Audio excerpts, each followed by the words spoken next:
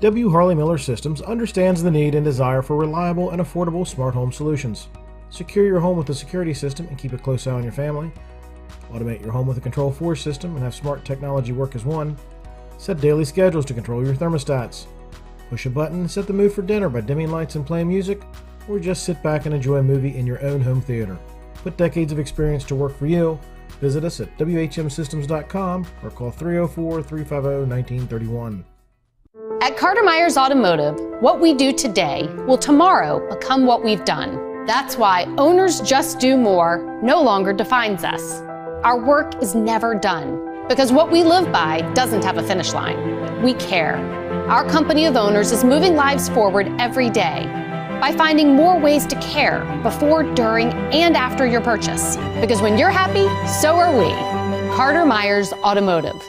Proud to be the owners who just care more. The following sports special is a broadcast presentation of Talk Radio WRNR Martinsburg. Dear Lord, the battles we go through life. Dear Lord, the battles we go through life. We ask for a chance is fair. We ask for a chance is fair. Chance to equal our strife. Chance to do it there. Chance to do it there. We should win. We should win. Let it be by the code. Let it be by the code. Faith and honor held high. Faith and honor held high. We should lose. We should lose. Stand by the road. Stand by the road. Cheers when winners go by. Cheers when winners go by. Day by day. Day by day. We get better and better. We get better and better. So we can't beat beat. We can't beat beat. Boom, beat, beat. Who let the dogs out? It's time for the excitement of West Virginia high school football, featuring the AAA Martinsburg Bulldogs. To get you ready for today's play-by-play action, we'll bring you interviews, in-depth analysis, and important game information on the pregame show. So let's get things started by going to the stadium and join our Talk Radio WRNR broadcast team.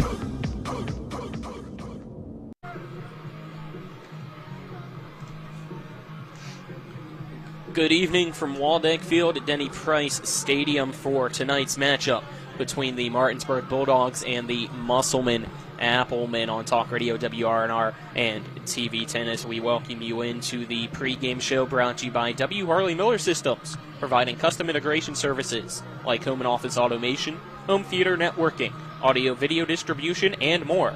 Phone 304-350-1931 or visit WHMSystems.com. Colin McLaughlin here alongside me is Dylan Bishop. Our on-site producer is John Alderton. Cameramen are Daryl Miller and Matt Miller. Back at the studio is Nick Verzolini. It's another EPAC versus EPAC matchup for the Bulldogs, who are 5-0 on the year, trying to improve to 6-0 tonight against their rival in the Musselman Applemen. Dylan.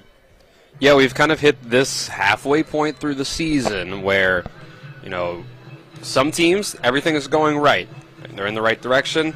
Other teams in a bit of a state of flux, and I think that's where we kind of see both ends of that spectrum here tonight. Martinsburg, sitting at 5-0, has really just rolled through the competition so far, only gotten that one EPAC game in so far last week in the big win against Jefferson. It's kind of led to them being lower in the rankings than they might want to be at this point, only sitting at number 10, but that's, of course, that's formulaic based on the size of the schools they've played so far, and that'll go up and down as the other teams in the state play each other, and they get through this EPAC schedule as well. But I think you can't be much more happy with how the Martinsburg season has gone so far through these 5 games. They look pretty great outside of some, big penalty totals in a couple of games, but they've put up results regardless. And they look like the same old Martinsburg powerhouse that they've had under Dave Walker before he left for Concord. On the Musselman side, started off the season well. When we had them here week 1 against John Hanley, they looked really good. And Fleming was throwing the ball really well down the field. And it seems like somewhere along the way things have gotten off track to where they aren't quite going the same way that they want to go. It looks like the offense has had some changes in terms of personnel and in coaching. So there's going to be some things to work out for Musselman. They lost Isaiah Beard due to injury. It looks like play calling duties have been shifted over. The offense itself maybe taking a big shift. I think it's going to be an interesting thing to see tonight from Musselman is what is this offense going to look like compared to week 1 especially. I think it sounds like it's going to be a lot different than what we've seen out of the early parts of the season for Musselman.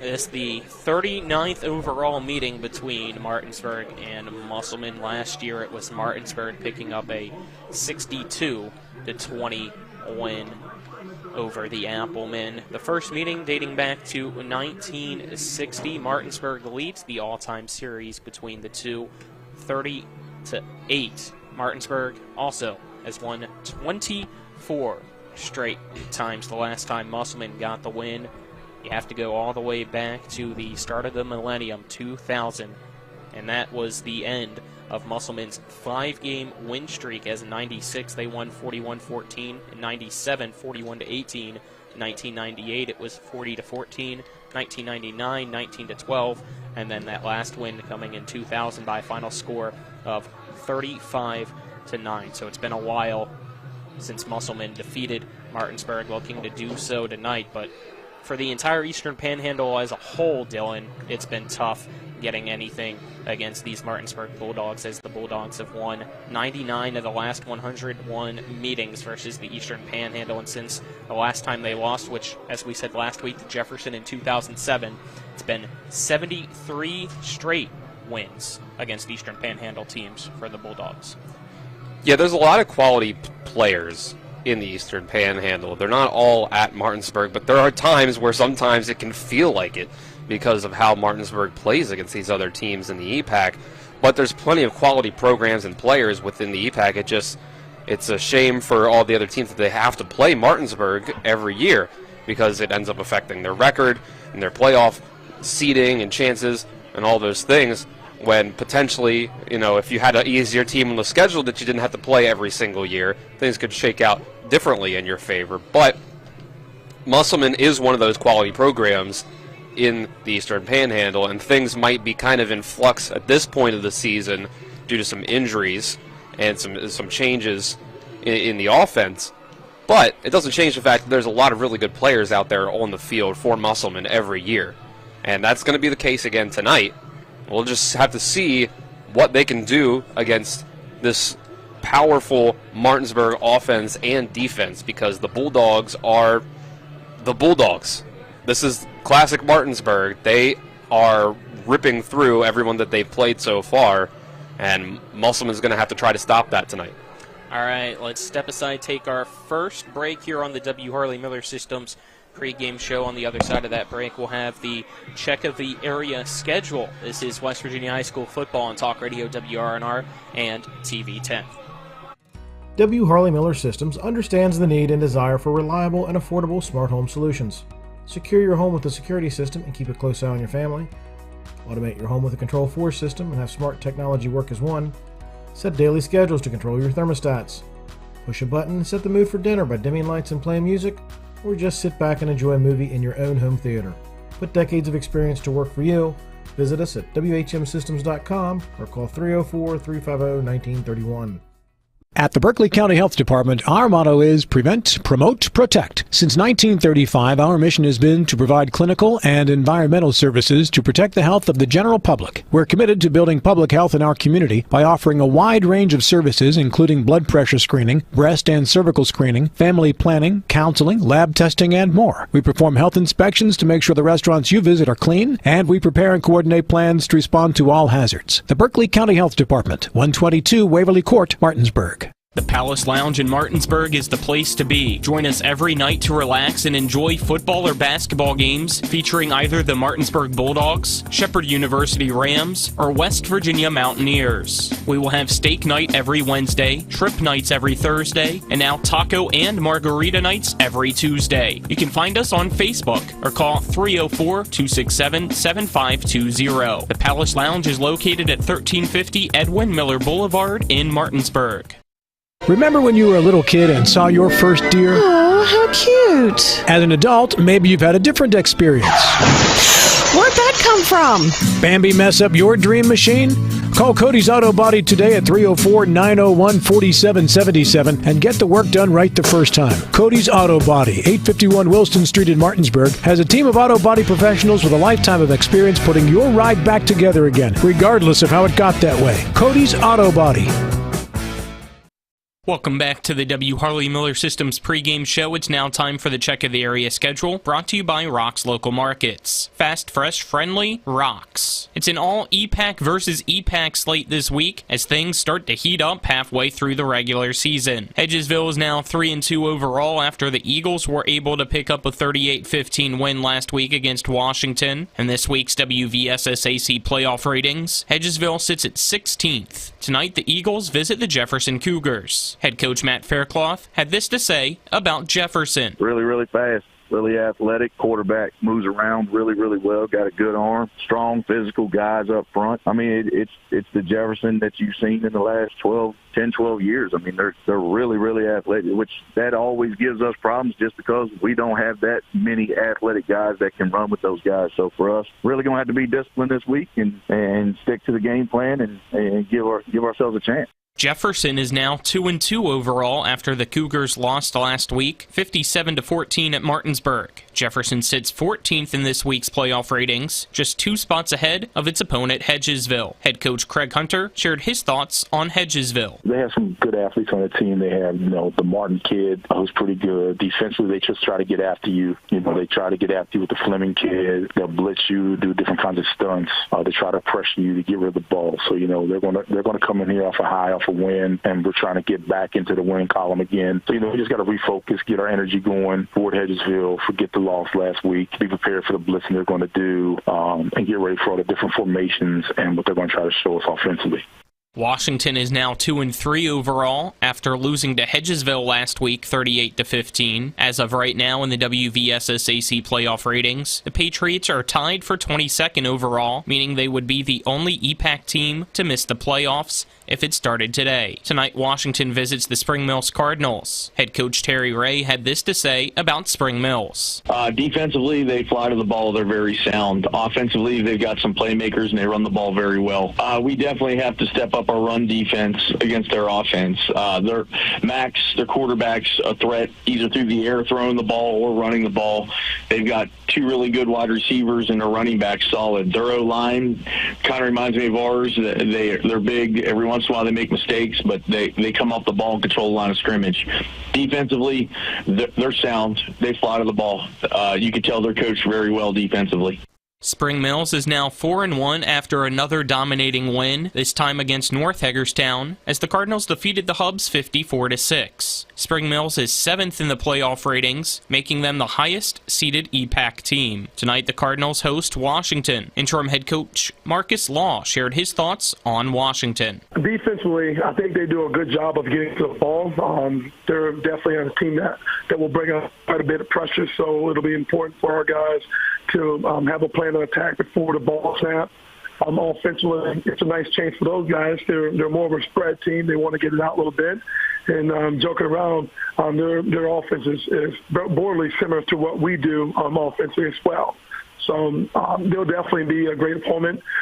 They're definitely more physical than what they've been in the past, so it'll be another good test to see where our boys are. And that was your check of the area schedule, brought to you by Rock's Local Markets. Fast, fresh, friendly, Rock's. Once again, our matchup tonight features the Musselman Applemen and the Martinsburg Bulldogs. We will continue to preview this matchup coming up next right here on the W. Harley Miller Systems pregame show. You're tuned into West Virginia High School football on Talk Radio WRNR and TV 10. Nothing goes better with football than chicken. From Pee-wee to the big boys to the wing T formation, a hearty meal of 12 pieces for $12 is just what the boys need to be at their best. Oh my, fumbling, bumbling, stumbling. Omaha! Let's go!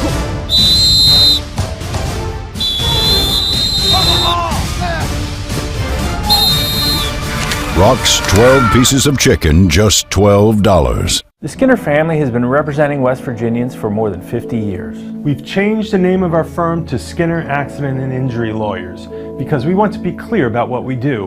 We represent people who have been in car, truck, and other catastrophic accidents.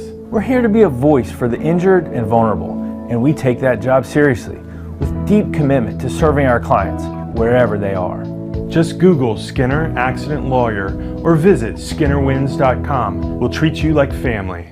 I'm Jonathan Bodwell, Bodwell Insurance Solutions, your local Medicare and life insurance agency. We are here to help you navigate the Medicare maze. We represent all of the major carriers, and you do not pay any more to go through us than if you go directly through a carrier. But if you go through us, you have a local professional to help you with all your Medicare needs, not a voice that could be in some other part of the world. Bodwell Insurance Solutions, your local Medicare agency. BodwellInsuranceSolutions.com or 304-283-0864.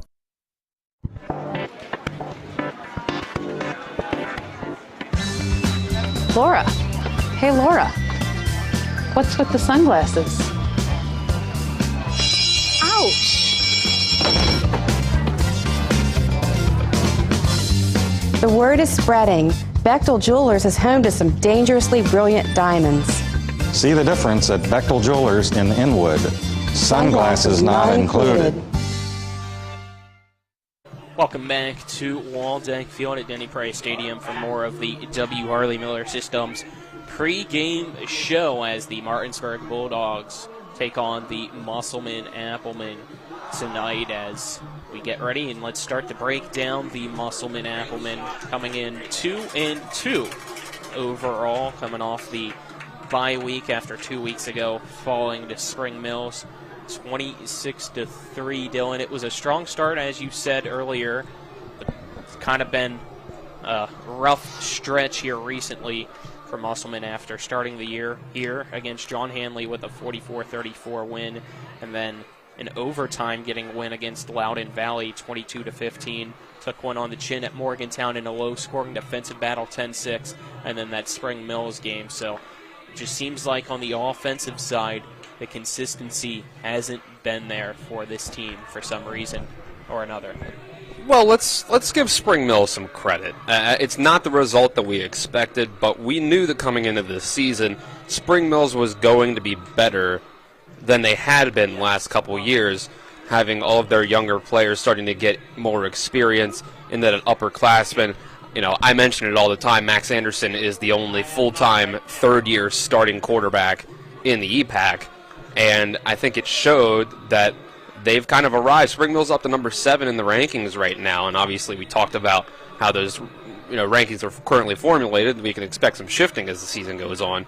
But fact remains that Spring Mills is a good football team this year. And it doesn't necessarily just show an indictment on Musselman that they lost to them, but putting up 3 points against them is not what we expected at all. Now, on the other hand, perhaps that 10-6 loss to Morgantown, you might say, well, Morgantown's a really good team this year and should be a playoff team as well. Tightly contested game. You can give props to your defense in that one. So it's possible that we've gotten a little bit of an overreaction for how these last couple weeks for Musselman has gone. But we'll see how tonight goes. Obviously, with last year's meeting against the Bulldogs going 62-20, we're not exactly expecting a Musselman win. It would be a huge upset, but that's also to say that if Musselman goes out here and does lose a similar 62-20 score like last year's game, that's also not exactly an indictment of Musselman, because the Musselman was a very good team last year, playoff team as well, won themselves a playoff game. So we'll see how this goes. I liked what I saw from Eli Fleming a lot in that first game against John Hanley. He really threw the ball well down the field. It seems like he's struggled a little bit since then. These stats that we have here don't include the Spring Mills game where it seemed like he struggled a lot, but through the first 3 games of the season, through the Morgantown game, 35 of 68 on the year, 447 passing yards, 5 touchdowns, and 2 interceptions, 51.5% completion percentage. So that's not great. But, that game against Morgantown probably had that, and that's a small sample size, 3 games. Blake Sanders, I thought, was really good in that first game as well, and ran the ball through those first 3 games 54 times for 270 yards, 269 to be exact, and 4 rushing touchdowns. So about 90 yards a game and more than a touchdown per game. And our starters we have listed don't have him in the top 2 on the depth chart today, so we'll see if we actually end up seeing him out on the field.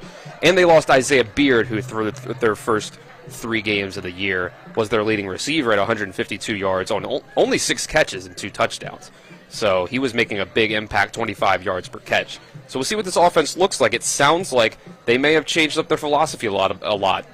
Week 1, we had the game on TV 10. They threw the ball down the field a lot. It looked more like a spread offense attack. Something's more closely resembling what we saw with Baden Hartman and Ray Adamas last year, although they ran the ball more at the quarterback position with Baden Hartman because he's the best athlete on the field on most fields, and he was last year. So we'll see if a philosophical change has happened in the offense and they run the ball a lot more tonight. They can run the ball in general. Now, are they going to be able to run the ball on Martinsburg? Pretty much no one can run the ball on Martinsburg. Their defensive line is just too stout up front. Rashad Reed in the middle is the best defensive player, perhaps in the state. And it's hard for any offensive lineman to block him. So it might not work out for Musselman tonight. But I think even if it doesn't, I don't think it's quite time to panic with them. The panic might come when you look at their schedule in general and see all of the really good teams that they have to face for the entirety of the year, and you start to get worried about will they be able to get into the playoffs when they have to still later in the year play Cabell Midland and play Parkersburg and Jefferson. And, even throw Hedgesville in there. I would kind of expect Musselman and Hedgesville to be a really competitive game at this point. That now taking place on a Saturday morning.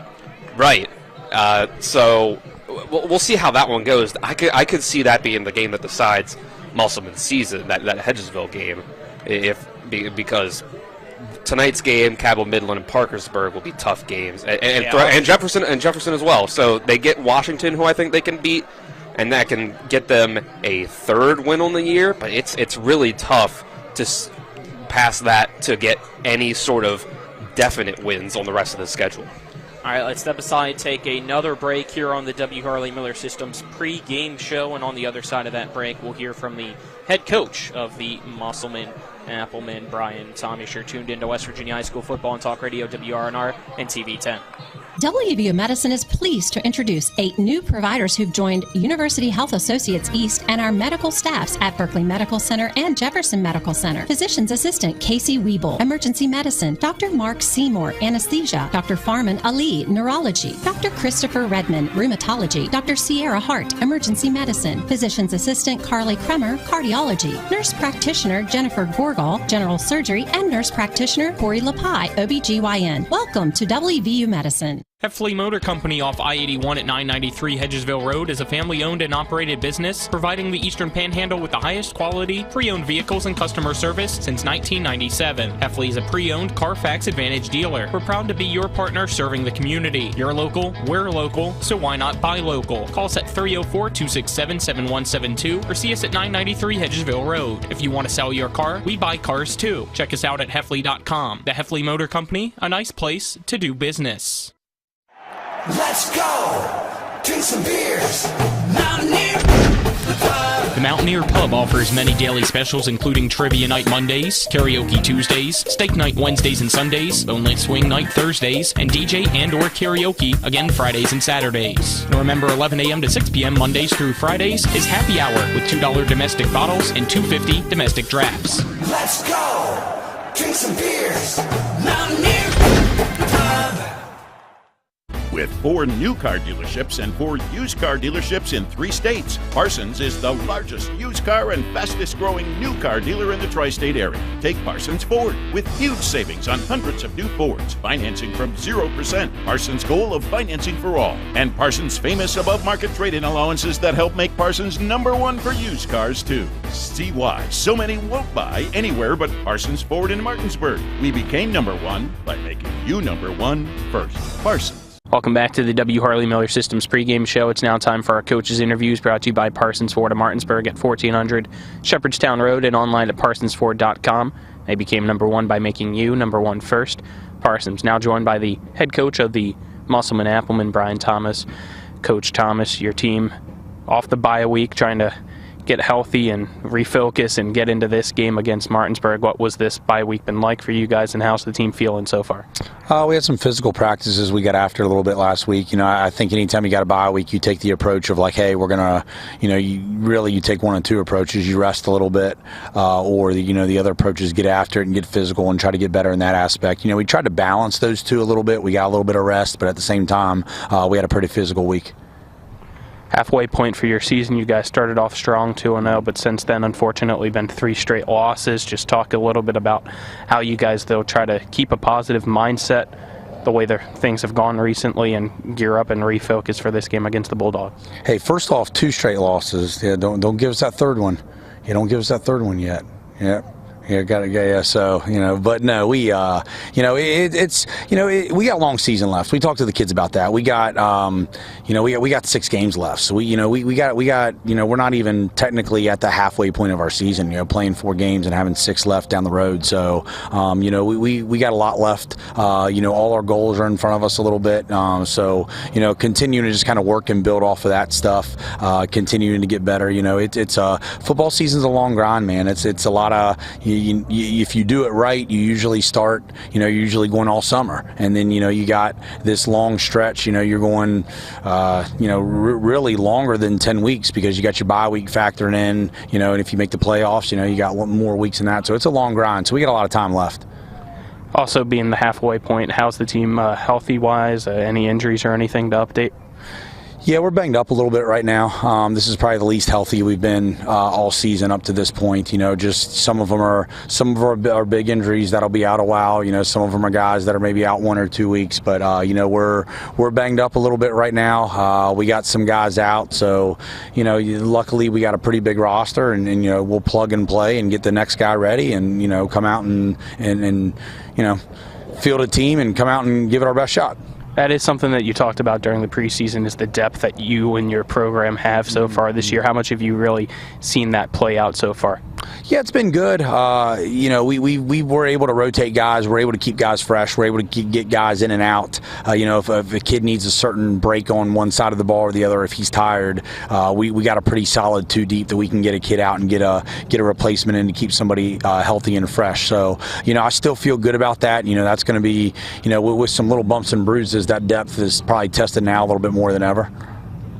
Let's now focus on this week against Martinsburg. Just talk a little bit about how you get your team focused on playing them and making sure that their mindset is the mindset of, we can go out there, beat these guys, and not just think it's Martinsburg, go into the game already with the losing mentality. How tough is that to deliver to your players? It's really not tough at all. I mean, to be honest with you, we haven't even talked about that this week. It's an EPAC game, so every EPAC opponent, you really shouldn't have to get the kids fired up for them. They're already fired up for those games. So Martinsburg, just like Spring Mills and Hedgesville, the kids get fired up a little bit. As far as like the mindset, like you mentioned, getting them ready. We're one of the top football programs in the state. We've been in the playoffs year in and year out, so we go into every game expecting to win. So it's not really anything. We're going to show up and play our ball, and we're going to do what we do. You do have to play mistake-free football. They are the top program in the state. There's no doubt about that. They've proved that. Shoot, for 20 straight years now. So, you do have to play mistake-free football, but, we're not going to go out and do anything out of our element. We're going to show up. We're going to play our best, which we do every Friday. What's the point of emphasis going to be this week in execution? Well, it's little stuff, and some of it's cliche, but it's true. You give a really good team extra possessions, whether you turn the ball over, yourself, or you don't cause any turnovers. You lose that turnover battle, and you give them extra possessions. Then not only do you not have a chance to win any game, but especially against a good team like this, it goes down. Your chances to lose increase big time. Explosive plays with them. They're such an explosive team. They're such an explosive offense. If we let them come out and rip off 3 or 4 play scoring drives and score really quick, then once again you put yourself at a big disadvantage. So they're a good football team. They're going to move the football. We just got to make sure it's not a 2-play drive and we extend the drives a little bit. Make them earn what they get. What else has stood out to you on film about this Martinsburg team this year? I mean, they're good. You know, they're fast. You know, they always have speed. You know, they're physical up front. They're always good up front. You know, I'd probably say the one thing, if I pointed anything else out, is just Clement's growth a little bit as the quarterback. I think he does a really good job with what he does. You know, he's always been good, but you know, as any kid gets older, they get more mature, and you can kind of see that on film a little bit. You know, I think his decision making's been really good. You know, I think he does a good job of choosing, hey, when am I going to tuck it and take off, because he's a really good runner, but at the same time he hangs in the pocket and delivers some really good balls downfield. So, you know, I'd probably say that's the one big thing, is just, you know, his play has really grown a lot. All right, anything else, Coach Thomas? I don't think so. Thank you, guys. Appreciate the time. Thank you. This is our coaches' interviews brought to you by Parsons Ford of Martinsburg at 1400 Shepherdstown Road and online at parsonsford.com. They became number one by making you number one first. Parsons. We'll step aside, take another break here on the W. Harley Miller Systems pregame show, and then be right back. This is West Virginia High School Football on Talk Radio WRNR and TV 10. At the Berkeley County Health Department, our motto is Prevent, Promote, Protect. Since 1935, our mission has been to provide clinical and environmental services to protect the health of the general public. We're committed to building public health in our community by offering a wide range of services, including blood pressure screening, breast and cervical screening, family planning, counseling, lab testing, and more. We perform health inspections to make sure the restaurants you visit are clean, and we prepare and coordinate plans to respond to all hazards. The Berkeley County Health Department, 122 Waverly Court, Martinsburg. After a car accident, what do you get when you call Mansion Ferretti? You get more experience from a local law firm with over 115 years of combined service. More respect from a team who treats clients like their own family. And more fight, because we want you to get every dollar you deserve.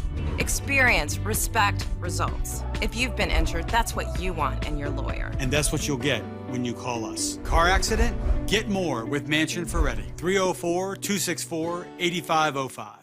Ollie's VIP North Side is the best spot to catch all your favorite teams. Join us Monday for dollar wings and Monday Night Football, Thursdays on the patio for the cornhole tourney, Friday night lights with happy hour specials, or Saturdays during or after the college games for steak night. Get a ribeye or New York steak for just $26.95. Ollie's has great food and drink menus too, along with 17 TVs to watch any game of your choice from anywhere at the bar or their outdoor patio and fire pit. So stop by and see for yourself today at 36 Veronica Drive in Martinsburg. That's Ollie's VIP North Side. We'll see you for the game. My kids, you know I want the best for you, don't you? We need to have a conversation. End-of-life planning is no one's favorite discussion, but the relief of having everything in place when the hour of need arrives is a gift. Give it to your family. Plan ahead with us. Brown Funeral Homes, a leading provider of cremations, invites you to explore the many flexible options of cremation. From environmental considerations to the benefit of greatly reduced cost, it may be the perfect answer for your family. Online at brownfuneralhomeswv.com. Brown Funeral Homes, here for you. Welcome you back to the W. Harley Miller Systems pregame show from Waldeck Field, home of the Musselman Applemen, as they play host to the Martinsburg Bulldogs. As we now take a look at Martinsburg coming into tonight's contest, 5-0 on the season, trying to remain undefeated, and it's been so far so good, firing on all cylinders offensively and defensively, Dylan.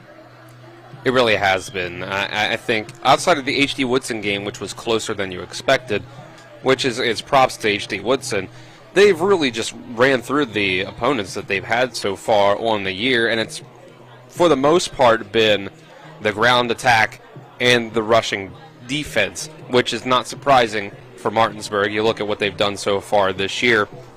Coy Fagan, 61 carries, 482 yards, and 8 touchdowns to be the leading rusher on the team. Almost 8 yards per carry, sitting at 7.9. Murphy Clement, 64 carries, 331 yards on the year, 8 rushing touchdowns as well. And you throw in Nick Buskey, who's only gotten 18 carries, but he's averaging over 8 yards a pop. And it's a dynamic rushing attack. Throw in Sarad Musgrove, seemingly having a chance to reach the end zone every time he touches the ball. 8 catches on the year, 218 yards, 3 touchdowns, 27 yards per catch on the year, and then out of his 4 punt returns, 2 of them he's gotten to the end zone as well. So he is dynamic. And then, of course, on the defensive side, you got guys like Rashad Reed, Xerxes Yancey, and the rest, who they just seem to shut down any chance of rushing the ball that comes their way. No matter who the running back is, no matter who the offensive linemen are, it doesn't seem to matter. Rashad Reed's up to 8 tackles for loss on the year. Xerxes Yancey's got 6 of his own, 2.5 sacks on the year for Yancey. So it's been an all-around great attack on that side for Martinsburg. And you take a look at some of their overall team stats, and that is the same thing. They've outscored their opponents 207 points to 40 so far in the year, 84 first downs to 48 first downs. The rushing yardage has been just astronomical in terms of the difference. Martinsburg's rushed for 1,066 yards on the year already through 5 games, and they've given up 303 net rushing yards on the year through 5 games. So that just tells you that it's hard to get much of anything going against this team on the ground. And the passing defense hasn't been much different. I mean, teams are only passing the ball 43% completion on the Bulldogs this year. So outside of some penalties, they've played pretty flawlessly on the year. So I think it's going to be another tough task for Musselman. If Martinsburg stays disciplined on their side, they're going to be able to put up a lot of points because that's what they do. The defense gets off the field quick, gets the ball back to the offense, and the offense is high-powered. All right, let's step aside, take another break here on the W. Harley Miller Systems pregame show. On the other side of that break, we'll have our coach's interview with Dave Walker, and then following that, it will be our In the Huddle segment with Troy Wollaston of Musselman and Rashad Reed of Martinsburg. You're tuned into West Virginia High School football on Talk Radio WRNR and TV10. With 4 new car dealerships and 4 used car dealerships in 3 states, Parsons is the largest used car and fastest growing new car dealer in the tri-state area. Take Parsons Ford with huge savings on hundreds of new Fords, financing from 0%, Parsons' goal of financing for all, and Parsons' famous above-market trade-in allowances that help make Parsons #1 for used cars too. See why so many won't buy anywhere but Parsons Ford in Martinsburg. We became #1 by making you #1 first. Parsons. Locust Hill Golf Course invites you to historic Charlestown, West Virginia for 18 holes of phenomenal golf. We're just an hour drive from the Baltimore-D.C. Beltway and 1/2 hour drive from Winchester and Leesburg, Virginia, as well as Hagerstown and Frederick, Maryland. Each tee offers challenges across the 35 acres of lakes, ponds, and streams which come into play on 11 holes. The Blue Ridge Mountains also provide a breathtaking backdrop to Locust Hill. Schedule your tee time today at www.locusthillgolfcourse.com or call 304-728-7300. Mayhem is everywhere. I'm your new bangs, and you can't stop staring at me. That's it. Just tilt the rearview mirror over here. And while you're checking me out more times than a library book, your car is wandering into that lane over there. More bangs? Neat. And if you've got cut rate insurance, you could be paying for this yourself. So get Allstate. Call Martinsburg Allstate agent Gary Kelly today at 304-263-4596. When will I be able to retire? How do I make the most of the money I have? How can I leave a lasting legacy to my loved ones? I'm John Everson, Private Wealth Advisor with the Marius Group, a private wealth advisory practice of Ameriprise Financial Services Incorporated.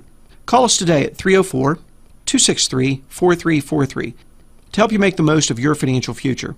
Our office is located at 1270 Winchester Avenue, Martinsburg, West Virginia. Ameriprise Financial Services Incorporated, member FINRA and SIPC. We welcome you back to the W. Harley Miller Systems pregame show. It's now time for our coach's interview, brought to you by Parsons Ford at 1400 Shepherdstown Road and online at parsonsford.com. They became #1 by making you #1 first. Parsons now joined by the head coach of the Martinsburg Bulldogs, Dave Walker. Coach Walker, congrats on another win. Let's just recap last week's game and what you like from your team. I mean, I like the way that they were able to finish. Started out was very competitive. I thought we made a few mistakes, but I think as the game went on, I think we really started to assert ourselves, and we were able to finish and play pretty well there in the second half. Who out there impressed you on both sides of the ball? I mean, I think up front, all those guys played pretty well. Rashad had a really good game, and then Surratt on the back end, and as far as the receiver, had a really good game. But, I think overall it was a pretty good team effort.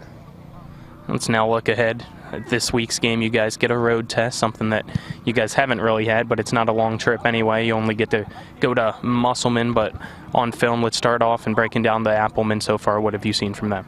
I mean, I think they got a really good team up front. They got a lot of guys back from last year, so the physicality up front on the offensive and defensive front, I think, is a concern. But you know, Coach Thomas does a great job, and their kids will be ready to play. And then for you guys going up against them in this matchup, what do you guys feel like you guys favor in, and what you guys need to execute to get the win? Well, I think we just got to go out and try to play mistake-free, and you know, we're going to be playing on grass, so we've not played on grass yet this year. So hopefully it doesn't look like an orchard when we get in there with all the rain we've had. But you know, it's something that is kind of an unknown for us, so that's always an area of concern. But as far as the X's and O's and the stuff on the field, I think it's just a matter of us executing, playing solid up front, and trying to eliminate our mistakes. How big of a difference really is it compared to playing on turf versus grass? I mean, I think it's only an issue if you make it an issue, but obviously I think that, you know, you get used to playing on a faster surface. I think you kind of take it for granted, but hopefully the footing's good, and you know, our guys are, you know, properly dressed and ready to go. The halfway point of the season now, how much growth have you really seen from your team, and are they at where you want them to be at this point? I've seen them grow. I think that we're playing. I think at times we're playing really well, and you know, we're still making some mistakes as you will. But I think the guys have come together and really bought into what we're trying to get them to do, and you know, we're getting a lot more effort out of them now than what we were, you know, a couple of months ago. So I think that's always important, is the amount of effort that you give, how you practice. All right, Coach, anything else about the game? If not, got one other kind of promotional question for you. All right, no, that's it. Shoot away. All right, so just wanted to let it be known. I know you guys are having a event coming up at the Mountaineer Pub, the Bulldogs Celebration of Success. You'll be there alongside Hudson Clement, former player here, as well as Tyson Bajan, that being October 7th at 7:30. Just for those that might be interested in coming, tell them why. Well, I mean, it's there to support our football program, and it's free admission to get in, and donations are accepted. And if they want a VIP table and able to get a Clement jersey and a Tyson Bajan jersey, they can do that as well. But Tyson and Hudson, both as of right now, will be in attendance, and I think it'll just be a great time, be a lot of fun, and you know, fans or whoever can interact with the coaches, and just a good evening. And I'm looking forward to it. I think it's going to be a lot of fun. And all checks for donations, whether you want a VIP table, which is $400 or not, that will all go towards Martinsburg football and the Booster Club, correct? That is correct. Those funds are used to feed our guys for and anytime we travel or for transportation things, and you know, gear, whatever we do that, or a young man that has a need, we try to take care of our guys the best they can. So, you know, I think a lot of people don't realize that it is expensive, and you know, we want to make sure our guys travel first class and they have the best that there is to offer. All right, anything else, Coach, other than that? That'll be it. All right, appreciate the time, and good luck this Friday. Thank you. That was our coaches' interviews brought to you by Parsons Ford of Martinsburg. They became #1 by making you #1 first. Parsons be back for more of the W. Harley Miller Systems pregame show right after this. You're tuned into West Virginia High School football on Talk Radio WRNR and TV10.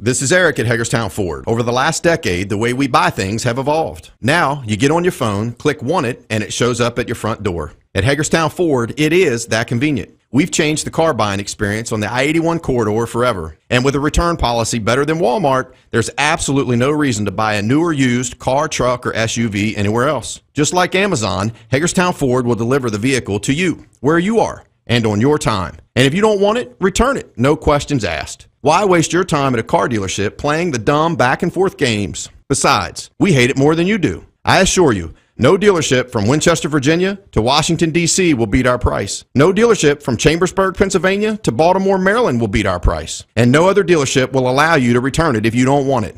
Hagerstown Ford absolutely provides the best experience at the best price. Visit HagerstownFord.com to schedule your VIP experience. Click on the vehicle you want and get your new ride delivered to you at no risk. See dealer for details.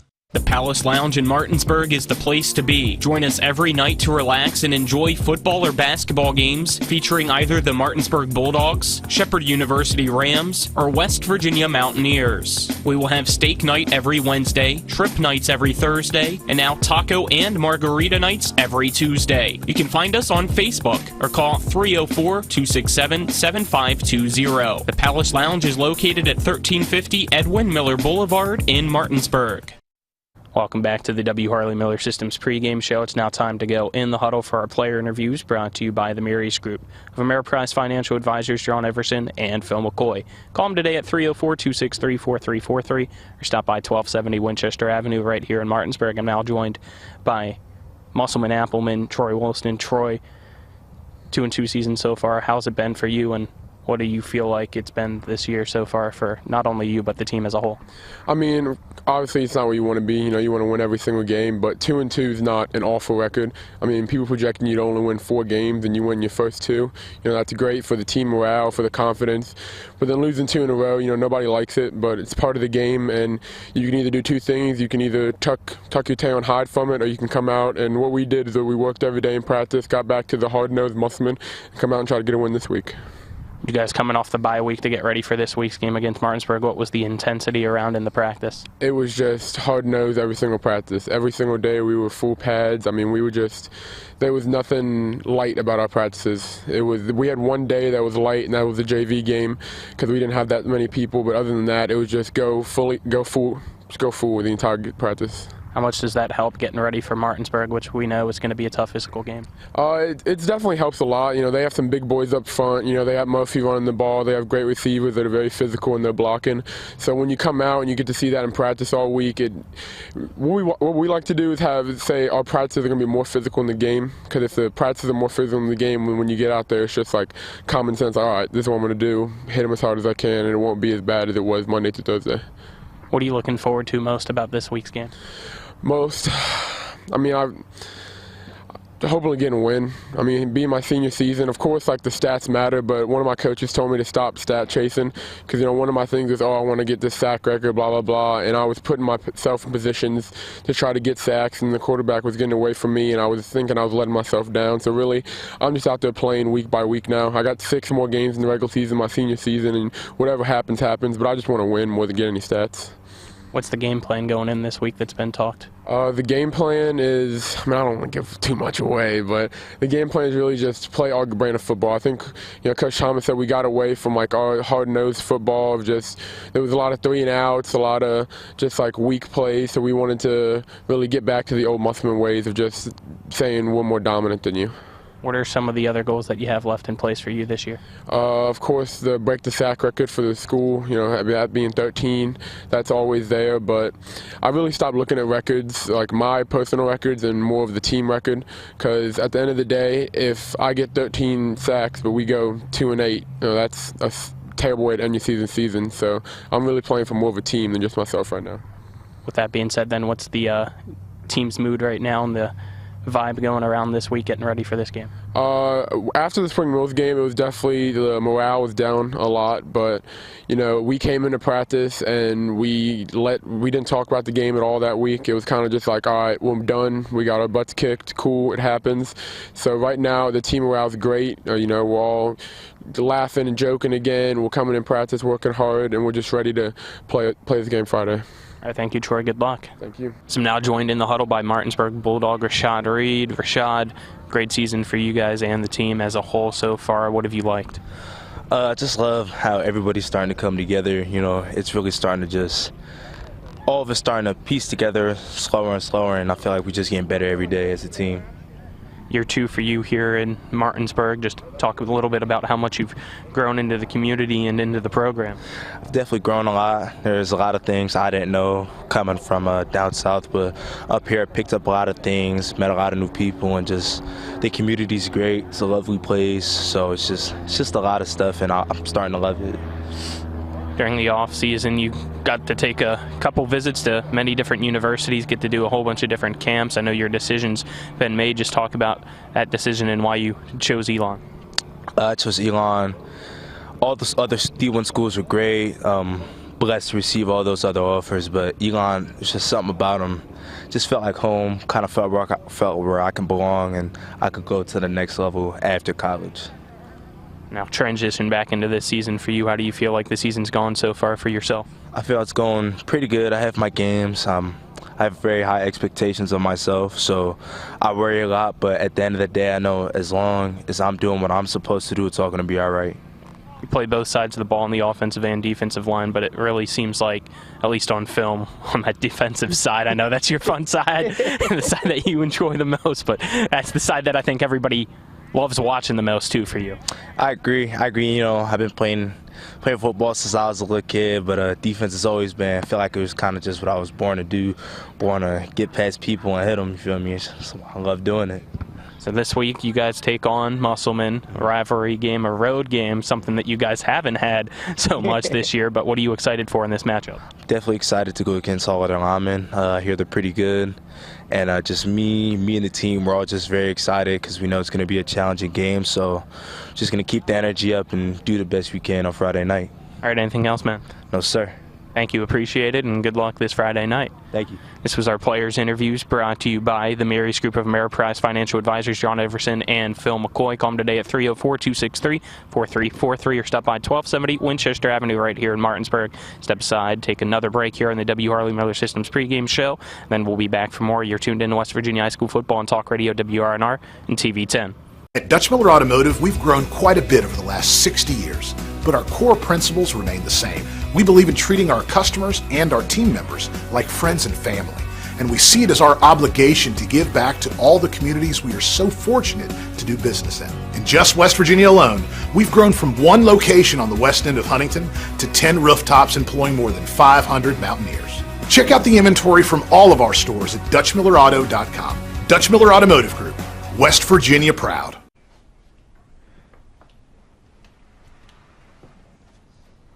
Really? Yeah. I'm gonna call my parents. Dad, come over. The brisket's done. The Traeger Connected Experience. Everything you need for epic flavor, and then some. Shop now and save at Orsini's today. After a car accident, what do you get when you call Mansion Ferretti? You get more experience from a local law firm with over 115 years of combined service. More respect from a team who treats clients like their own family. And more fight, because we want you to get every dollar you deserve. Experience, respect, results. If you've been injured, that's what you want in your lawyer. And that's what you'll get when you call us. Car accident? Get more with Mansion Ferretti. 304-264-8505. Heffley Motor Company off I-81 at 993 Hedgesville Road is a family-owned and operated business providing the Eastern Panhandle with the highest quality pre-owned vehicles and customer service since 1997. Heffley is a pre-owned Carfax Advantage dealer. We're proud to be your partner serving the community. You're local, we're local, so why not buy local? Call us at 304-267-7172 or see us at 993 Hedgesville Road. If you want to sell your car, we buy cars too. Check us out at Heffley.com. The Heffley Motor Company, a nice place to do business.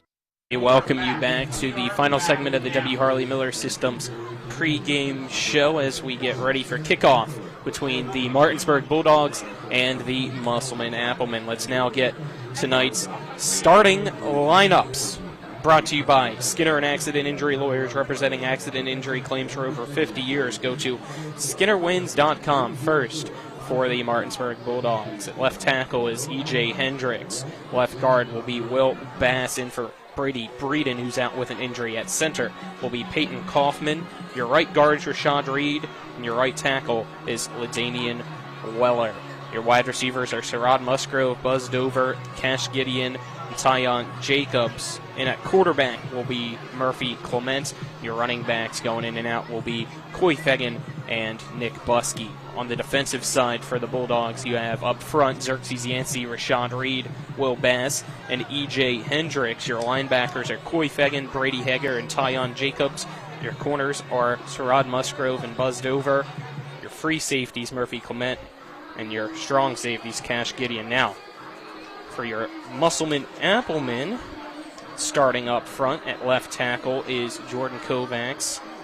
The left guard is Xavier Pollard. The center is Trent Shade. Right guard is Henry Settle. And the right tackle is Dennis Pike. Starting quarterbacks, Eli Fleming. Your running backs will be Colton Shelton and Nate Leisure. Wide receivers are Braden Miller, Dalton Haynes, and Logan Shelton, as well as Troy Wollaston. And defensively for Musselman up front, you have Troy Wollaston, Dennis Pike, Xavier Pollard, Taryn Boyles. At linebacker is Braden Henderson, Colton Shelton, and Dalton Haynes.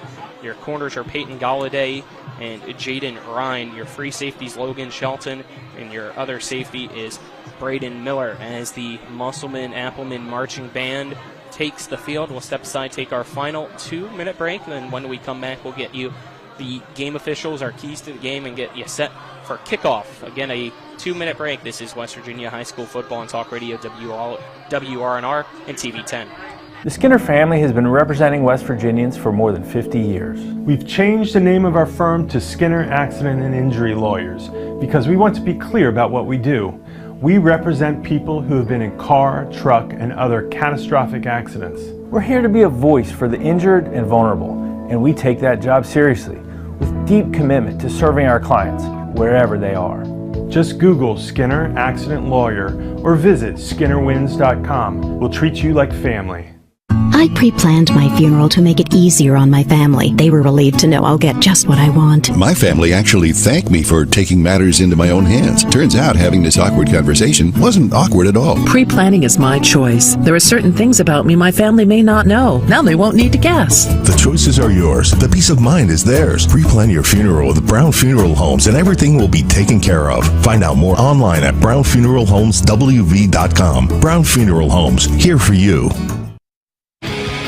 And that concludes today's pregame show. We play every play like it's the most important play of the game. Who let the dogs out? Coming up next, it's the starting lineups, opening kick, and play-by-play action of West Virginia high school football featuring the AAA Martinsburg Bulldogs. Today's game is being brought to you by Orsini's Home Store, Modern Realty Results, Cody's Auto Body, The Palace Lounge, CMA Honda, Bechtel Jewelers, the Berkeley County Health Department, Skinner Accident and Injury Lawyers, Brown's Funeral Home and Cremations, Hagerstown Ford, the Mansion Ferretti Law Firm, the Mirius Group of Financial Advisors, Bodwell Insurance Solutions, the Heffley Motor Company, W. Harley Miller Systems, Smallwood and Small Insurance, Chris Miller and the Dutch Miller Auto Group, Ollie's VIP Lounge, and the Gary Kelly Allstate Insurance Agency. And now, let's go back to the field and rejoin our Talk Radio WRNR broadcast team. We welcome you back as both teams get ready to take the field. The captains are at the 50-yard line just waiting for the band and the national anthem. So let's get into our keys to the game. The key to your next car is brought to you by the Dutch Miller Automotive Group, home of friends and family pricing. Dylan, what are today's keys to the game? I think for Musselman, it's to figure out what their offensive identity is, see what's working best for them against this Martinsburg defense, and to limit explosive plays from the Bulldogs offense. We've seen what Sherrod Musgrove and Murphy Clement and Coy Fagan can do. You got to keep that offense in front of you. Don't let them get over the top. For Martinsburg, it's going to be the same key that they've had for the last couple weeks for them, is just to stay disciplined. Penalties have really been the only thing that have set them back so far. The rest of the team's played incredibly well, and I think tonight that's their key to the game as well. All right, that was our keys to the game. Let's now have our intro of game officials brought to you by Brown Funeral Homes and Cremations, Robert Fields and Sons family-owned full-service funeral home in Martinsburg and Wood in Charlestown, Ranson, proudly serving the area since 1880. Your referee is Mitch Shaw. Umpire is Mike Ritt. Head linesman is Jeff King. Line judge is David Davis, and your back judge is James Watts. Let's step aside, take our final 2-minute break here on the W. Harley Miller Systems pregame show, and when we come back, it'll be time for kickoff between Martinsburg and Musselman. You're tuned in to West Virginia High School Football and Talk Radio WRNR and TV 10. Back in 2 minutes. This is Eric at Hancock Chevrolet. Over the last decade, the way we buy things have evolved. Now, you get on your phone, click Want It, and it shows up at your front door. At Hancock Chevrolet, it is that easy. We've changed the car buying experience on the I-81 corridor forever. And with a return policy better than Walmart, there's absolutely no reason to buy a new or used car, truck, or SUV anywhere else. Just like Amazon, Hancock Chevrolet will deliver the vehicle to you, where you are, and on your time. And if you don't want it, return it. No questions asked. Why waste your time in a car dealership playing the dumb back-and-forth games? Besides, we hate it more than you do. I assure you, no dealership from Winchester, Virginia to Washington, D.C. will beat our price. No dealership from Cumberland to Baltimore, Maryland will beat our price. And no other dealership will allow you to return it if you don't want it. Hancock Chevrolet absolutely provides the best experience at the best price. Visit HancockChevy.com to schedule your VIP experience. Click on the vehicle you want, and your new ride will be delivered to you at no risk. See dealer for details.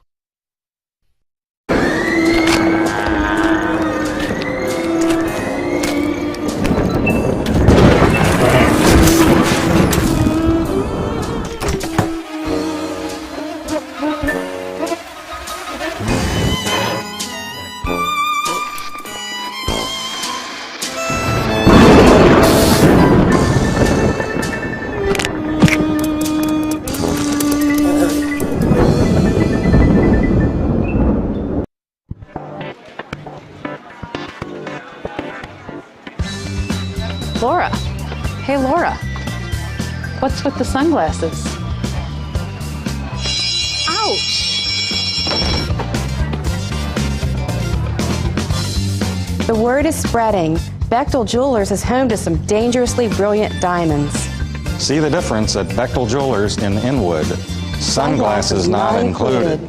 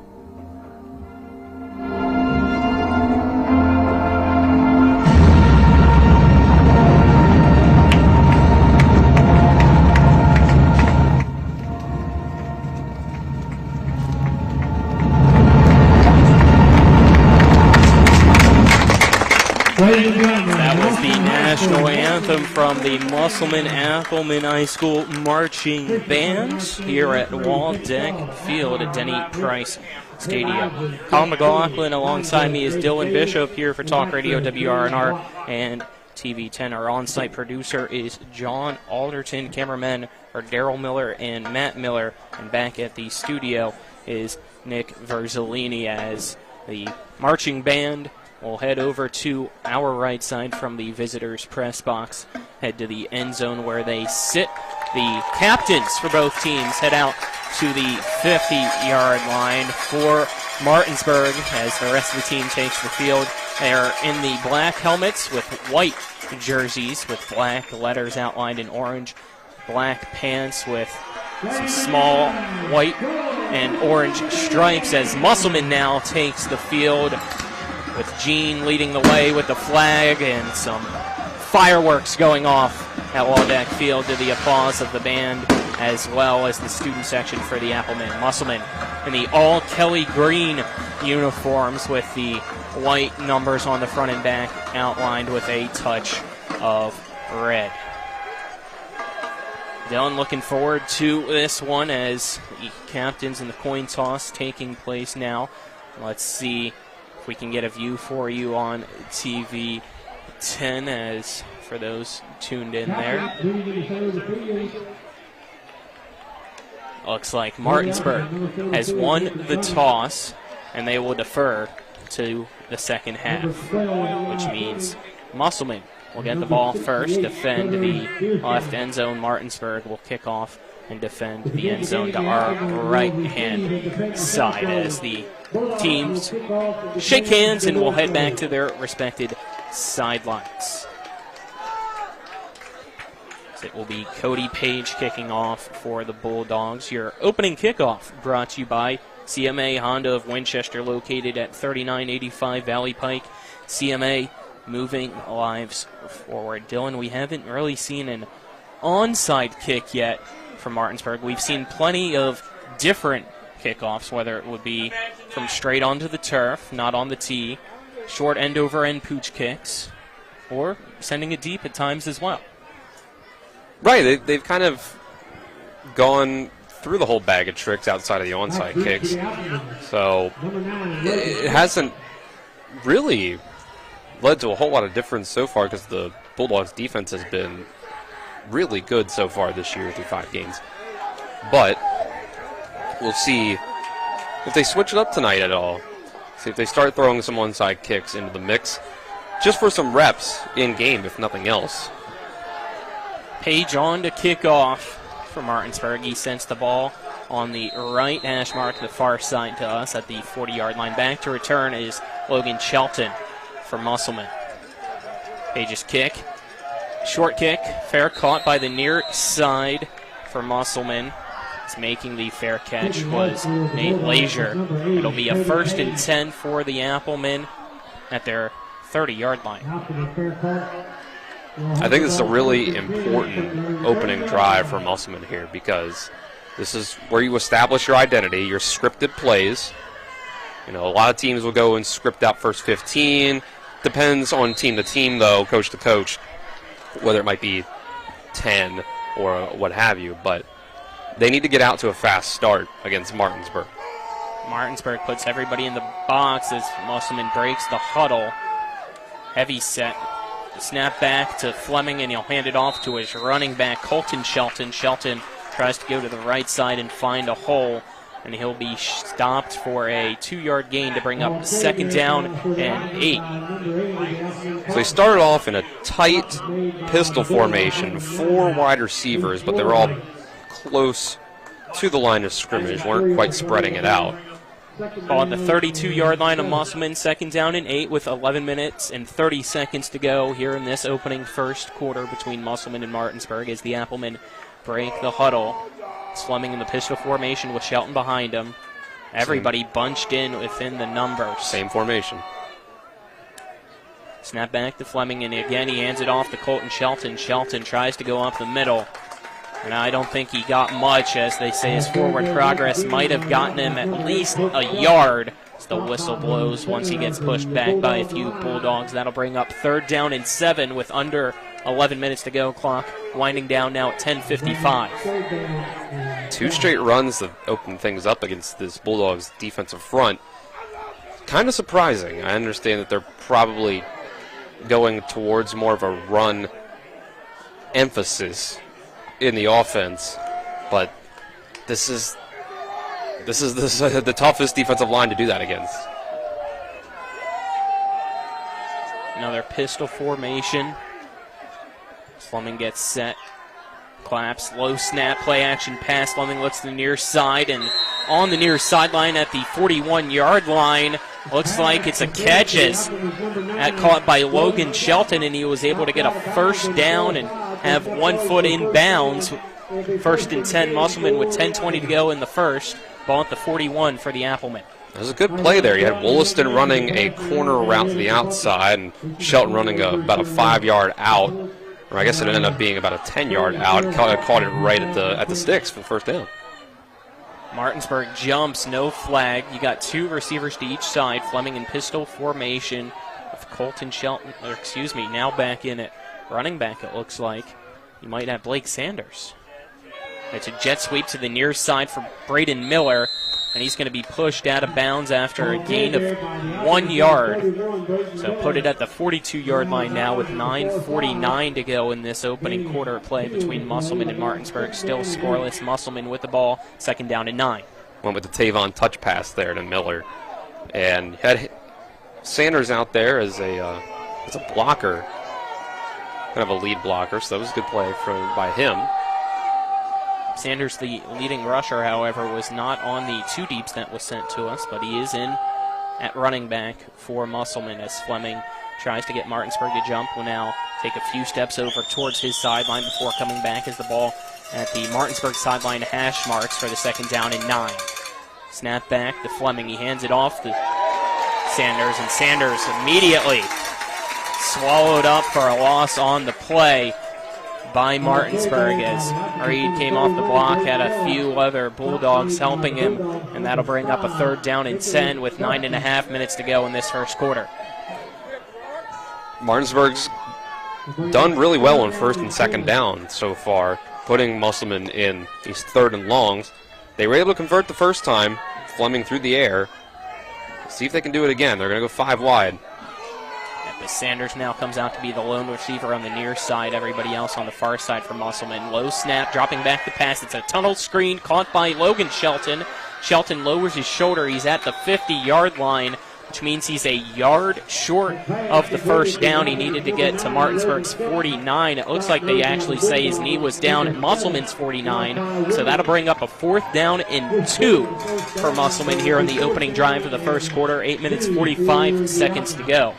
That's the kind of play call that I like. You're not going to have a lot of success just running the ball up the middle against Martinsburg. You got to get a little creative, a little misdirection. Tunnel screen's a good way to do that. Musselman going for it here on the 4th and 2. Fleming looks to his left, now to his right, sets. Tries to get somebody to jump off sides, and they say instead it's a false start penalty on somebody up front for one of the linemen of the Applemen, so that'll back them up to 4th and 7. Well, here we go, Colin. At 4th and 2, that actually wasn't Eli Fleming back there behind center. It was Braden Miller. They were going to run the Wildcat with two H-backs behind the offensive line. But false start, penalties kill you. And because of the false start, that'll force Musselman to punt on the 4th and 7. Back to return is Musgrove. Punt is away. It is a very short end-over-end kick that takes a favorable roll for the Bulldogs. Will be downed by Musselman as Dennis Pike picks it up at it looks like is at Martinsburg's 44-yard line. And it'll be a 1st and 10 for the Bulldogs. Great field position to start off. And that's little things like that. That's why I say that a key for Martinsburg is to stay disciplined with the penalties. Musselman could have continued that drive by getting 2 yards on 4th down, but you turn 4th and 2 into 4th and 7, and you can't. Looks like Martinsburg going with the similar formation that Musselman had to start off as the snap back to Clement. Fakes the pitch. Instead, it's a jet sweep to Musgrove on the near side. Musgrove makes a man miss. Now goes out of bounds. He's wrapped up and brought down for a gain of, looks like maybe 1 on that trickery to bring up 2nd down, and I'll say he got 2 yards, so 2nd down and 8. Ball at the 46-yard line for the Bulldogs with 8 minutes to go here in the first quarter. I like it was misdirection on they went for a speed option, like they were going to run a speed option, and they had Musgrove coming around the other side, Clement and Fagan running right, Musgrove running left, and then a handoff. Martinsburg now goes to the spread, 2 receivers each side. Snap back to Clement. Pass to the near side. It's a wide receiver screen caught by Dover, but Dover with the press coverage of Musselman immediately wrapped up. He gained 2 more yards. That brings up now a 3rd down and 6 at the 48-yard line for Martinsburg. That was just good defense by Musselman. They saw the screen coming, they came and they attacked it. Martinsburg has run a lot of those screens this year early in the game in their scripted plays, so I think Musselman read that in the film study. 2 receivers to the far side, 2 to the near side for Martinsburg. Pistol formation for Murphy Clement. He's got Fagan lined up to his left. They now spread out. Musselman's defense shifts over to the left. Snap to Clement. He keeps it himself, runs up the middle, has a few blockers, has the 1st down and more, lowers his shoulder out across Musselman's 40. Still pushing the pile, and he stops at the 36. 1st down, Martinsburg. I mean, that's just great ability to run the ball and good blocking up front to be able to empty out the backfield for the most part and just run the ball with your quarterback without a whole lot of extra blocking. An 18-yard run for Murphy Clement sets up a 1st down and 10 at the 36-yard line of Musselman for the Bulldogs with 7 minutes, 20 seconds to go in the first. 2 minutes on, or 2 receivers, on each side. The snap back is a dump over underneath to the near side. Caught by Fegan. Fegan tries to follow the blockers of his receivers, but will be forced to go out of bounds for a gain of 2 to bring up 2nd down and 8. Puts the ball at Musselman's 35. I like getting the ball into the hands of Fegan early on. Let him get going, get a rhythm. And also, it was a quick pass by Clement, lets him get into a rhythm as a passer as well. Again, 2 receivers to each side of the formation. I was going to say, I think it was a backwards pass, probably a run for Fegan in the stat sheet. We'll see if they go back to that. Might have some trickery later, as Fegan also the backup quarterback. Snap from Kaufman back to Clement. He drops back, looking to pass, steps up in the pocket, chucks it deep to the far side, and that way over the head of Cash Gideon. It looks like he didn't even realize it was intended for him as that sailed over behind him. He was looking more towards the middle of the field as that went towards the backside of the end zone and falls incomplete to bring down a 3rd down and 8. Cash kind of curled that streak route down the field towards the middle of the field. I don't think it was a traditional post route necessarily. It might have been. But I think Murphy thought that he was going to keep that kind of straight, maybe go kind of drift outside. Maybe a little miscommunication there. 3rd down and 8 at the 35, 6:26 remaining in this first quarter. Trips to the far side of the field, 1 receiver to the near side of the field for Clement. He's got Fegan lined up to his left, the snap from Kaufman. Clement pump fakes, drops back, steps up in the pocket, feels the pressure, now scrambles, and he's going to be hit out of bounds, and that'll bring up a 4th down as Clement only able to gain a yard, as pushing him out on that play by Musselman was Taryn Boyles. That'll bring up a 4th down and 7 at the 32-yard line, so make it a 4th and 6. And it looks like Martinsburg's offense will remain out on the field, and they'll go for it. It's probably the right call. 5 yards to go. You're at the 32. Too long for a field goal. It's kind of too short of a field to have a punt be too effective in terms of field position. And you can get 5 yards at any time with this offense. 6 minutes, 19 seconds left on the clock here in the first quarter. 4th down for Martinsburg. You got 2 receivers to each side of Clement. Snap to Clement. He's going to keep it himself. Burst up the middle, lower his shoulder. And that one's going to be close. We'll see where they spot the ball. He needed to gain 5. And it looks like he got 6. So that's a 1st down for Martinsburg, make it a 1st and 10 for the Bulldogs at the 26-yard line with 6 minutes to go here in the first quarter. That's tough to stop. I thought Musselman's defense did a really good job on 3rd down, with the coverage downfield, having Murphy Clement have to roll out and try to get some yardage with his legs. But then he uses his leg and gets the 1st down on 4th. Snap to Clement. Hands it off to Fegan. Fegan finds a hole up the middle, stumbles, stays on his feet. Can he get to the end zone? And he looks like he's about a yard shy, but a 25-yard run makes it 1st and goal for Martinsburg. It's Coy Fegan with a big hole there for the Bulldogs.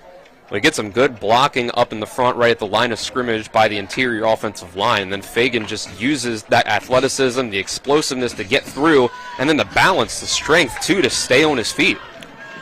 Heavy set, handoff under center. As Clemente hands it off to Fegan. Fegan goes to the left, almost tackled by Shelton, but he's able to slip through into the end zone.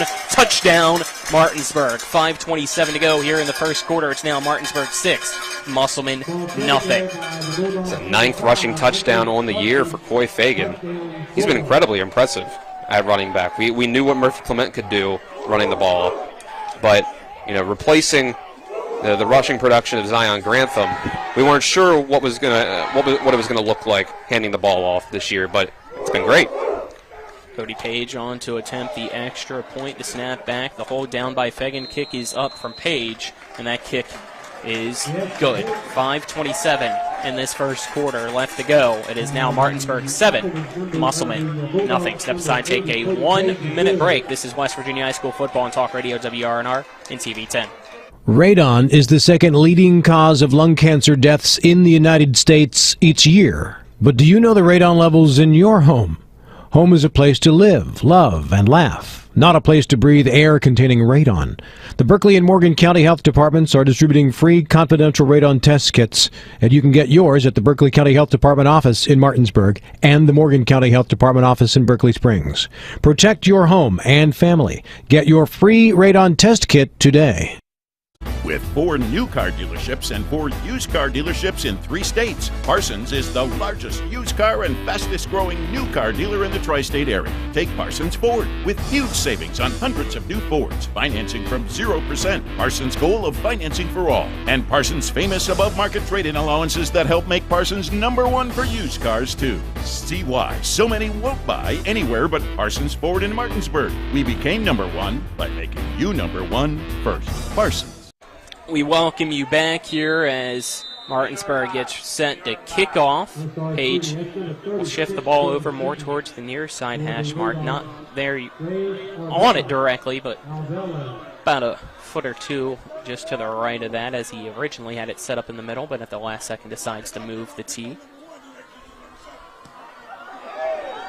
Kickoff. Sent deep, and that'll be a touchback. I believe that was Collins in on the kick. So Collins gives Martinsburg a touchback for Musselman's offense. 1st and 10 at the 20-yard line. That was a 9-play, 58-yard touchdown drive by Martinsburg, capped off by Coy Fagan's 1-yard touchdown run right after he got them down to the goal line with a 25-yard rush. Scoring drive summary brought to you by Paul Espinosa for State Senate, an effective, fiscally conservative voice for the 16th District.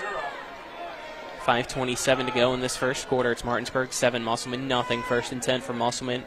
It's 20-yard line. Fleming sends Shelton in motion. Low snap. He hands it off to his running back, Sanders. Sanders tries to go up the middle, but a swarm of Bulldogs are able to get there and stop him for a gain of 3 on the play to bring up a 2nd down and 7.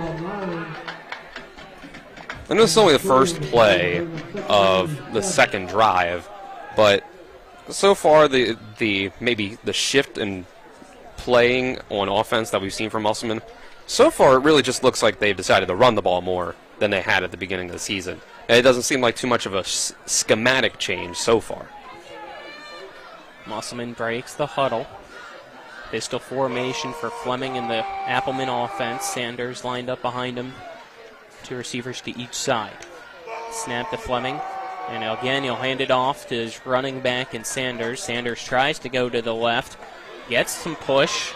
And now everybody trying to push back and forth. He's out across the 25 as it would have been a loss. But instead, with that push, looks like they were able to gain 2 yards to bring up a 3rd down and 5. Pretty impressive there. That seemed like it was going to be stopped right away. But still, you've kind of set yourself up tough. It's a 3rd and medium rather than a 3rd and long. 3rd down and 5. Musselman breaks the huddle. You got Fleming in at quarterback. Sanders behind him, 2 receivers to each side. Martinsburg, it looks like, might go with the blitz as they have Buskey trying to get somebody to jump up front. Nobody does. 10 seconds left on the play clock as Fleming gives the play call now. 5 seconds to go. 4-3. Drops back to pass. Has to step up in the pocket. Loses the ball, but he was able to fall back on top of it, as falling on top of him was Rashad Reed. And that'll bring up 4th down for Musselman. And looking to the far side, it looks like the Applemen again might punt. I think you have to. Time tonight. You have to here. That's too far. You give Martinsburg too short of a field. Now, if the punt is like last time, a punt's not going to do you much good when it comes to field position. But it was just kind of off the side of the foot last time. Hopefully, you can get a better punt this time.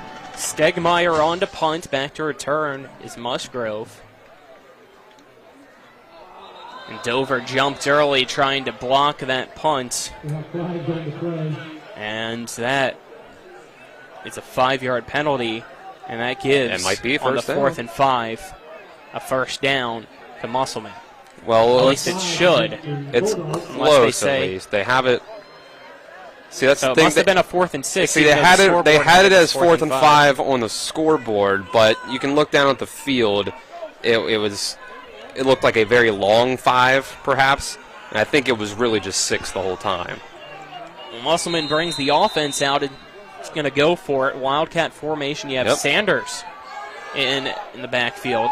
It's a direct snap to Sanders. He tries to go up the middle, and he has the first down and more as he takes a shot from Williams. But Musselman able to get the 1st and 10 out across the 30, just shy of the 35, put him right in the middle at that 32, 33-yard line with 3 minutes to go here in this first quarter. It's 1st and 10 Applemen. Well, that's why my emphasis, my key to the game for Martinsburg is to stay disciplined. There was no reason to jump that quick off the side of the field. Let's be brutally honest.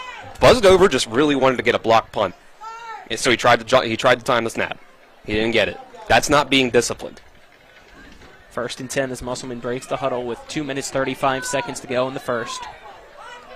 Fleming at quarterback. Sanders in the pistol lined up behind him. 2 receivers to each side for Musselman. They send Shelton in motion from right to left. The snap, handoff from Fleming to Sanders, and Sanders runs right into a lineman and then met by Hendricks. Hendricks gets some help from Bass from Martinsburg, and that brings up a 2nd down and 10 as he only was able to get back to the original line of scrimmage. I think this is going to be a long night for Musselman if they continue to run the ball at this clip, because the Bulldogs' defensive line is probably not going to break. You might get some breaks here or there where a hole opens up, but that's not going to last you the entire game. I like what I saw early in the year from Eli Fleming. I'm not sure if it's fallen apart since then in games we haven't seen, but I think you got past the ball a little bit. Musselman now spreads things out, at least with the receivers. You got 3 on the near side, 1 on the far. High snap, bobbled by Fleming, but it goes into the hands of his running back, Sanders. Sanders tries to run to the near side, gets to the right hash marks, out across the 30 at the 31, and that's a loss on the play as he was brought down. That brings up a 3rd down and 12 with 1:20 to go here in this first quarter. Your first quarter presented on TV10 by the Dutch Miller Automotive Group, home of Friends and Family Pricing, as well as the Brown Funeral Home and Cremations, Robert Fields & Sons, family-owned, full-service funeral home in Martinsburg, Inwood, and Charlestown, Ranson, proudly serving the area since 1880. 1 minute remaining in this first quarter. It's Martinsburg 7, Musselman nothing. Musselman with the ball at its own 31-yard line, 3rd down and 12. Pistol formation for the Applemen. Snap back to Fleming. He drops back looking to pass, steps up, fires a pass up the middle, and it's caught by Logan Shelton in the air, and he falls down, and it looks like that'll be close. They say he was right at the sticks, and they're going to give him the first down for the Applemen. You've put your offense in a tough spot, and you put Eli Fleming specifically in a tough spot with these 3rd downs. Then 3rd and long, 3rd and 7, 3rd and 10, 3rd and 12. That's what happens when, you try to run the ball this much against this Martinsburg offense, and there is some evidence right there that on 1st and 2nd down, you might be able to get some passing production. That 13-yard completion makes it 1st and 10 at the 43-yard line of Musselman. 17 seconds to go. Clock winding down. 13 on the play clock, so they have to do this play. It's a snap. And that actually in is Braden Miller for a Wildcat. He hands it off to his running back. The running back trying to see who it was Colton Shelton. Tried to go to the left side, but he's able to go nowhere. That will bring up a 2nd down and 10 as the horn sounds. That is the end of our first quarter here from Waldeck Field. Martinsburg 7, Musselman nothing. Step aside, take a 1-minute break. This is West Virginia High School Football on Talk Radio WRNR and TV10. Radon is the 2nd leading cause of lung cancer deaths in the United States each year. But do you know the radon levels in your home? Home is a place to live, love, and laugh, not a place to breathe air containing radon. The Berkeley and Morgan County Health Departments are distributing free confidential radon test kits, and you can get yours at the Berkeley County Health Department office in Martinsburg and the Morgan County Health Department office in Berkeley Springs. Protect your home and family. Get your free radon test kit today. At Dutch Miller Automotive, we've grown quite a bit over the last 60 years.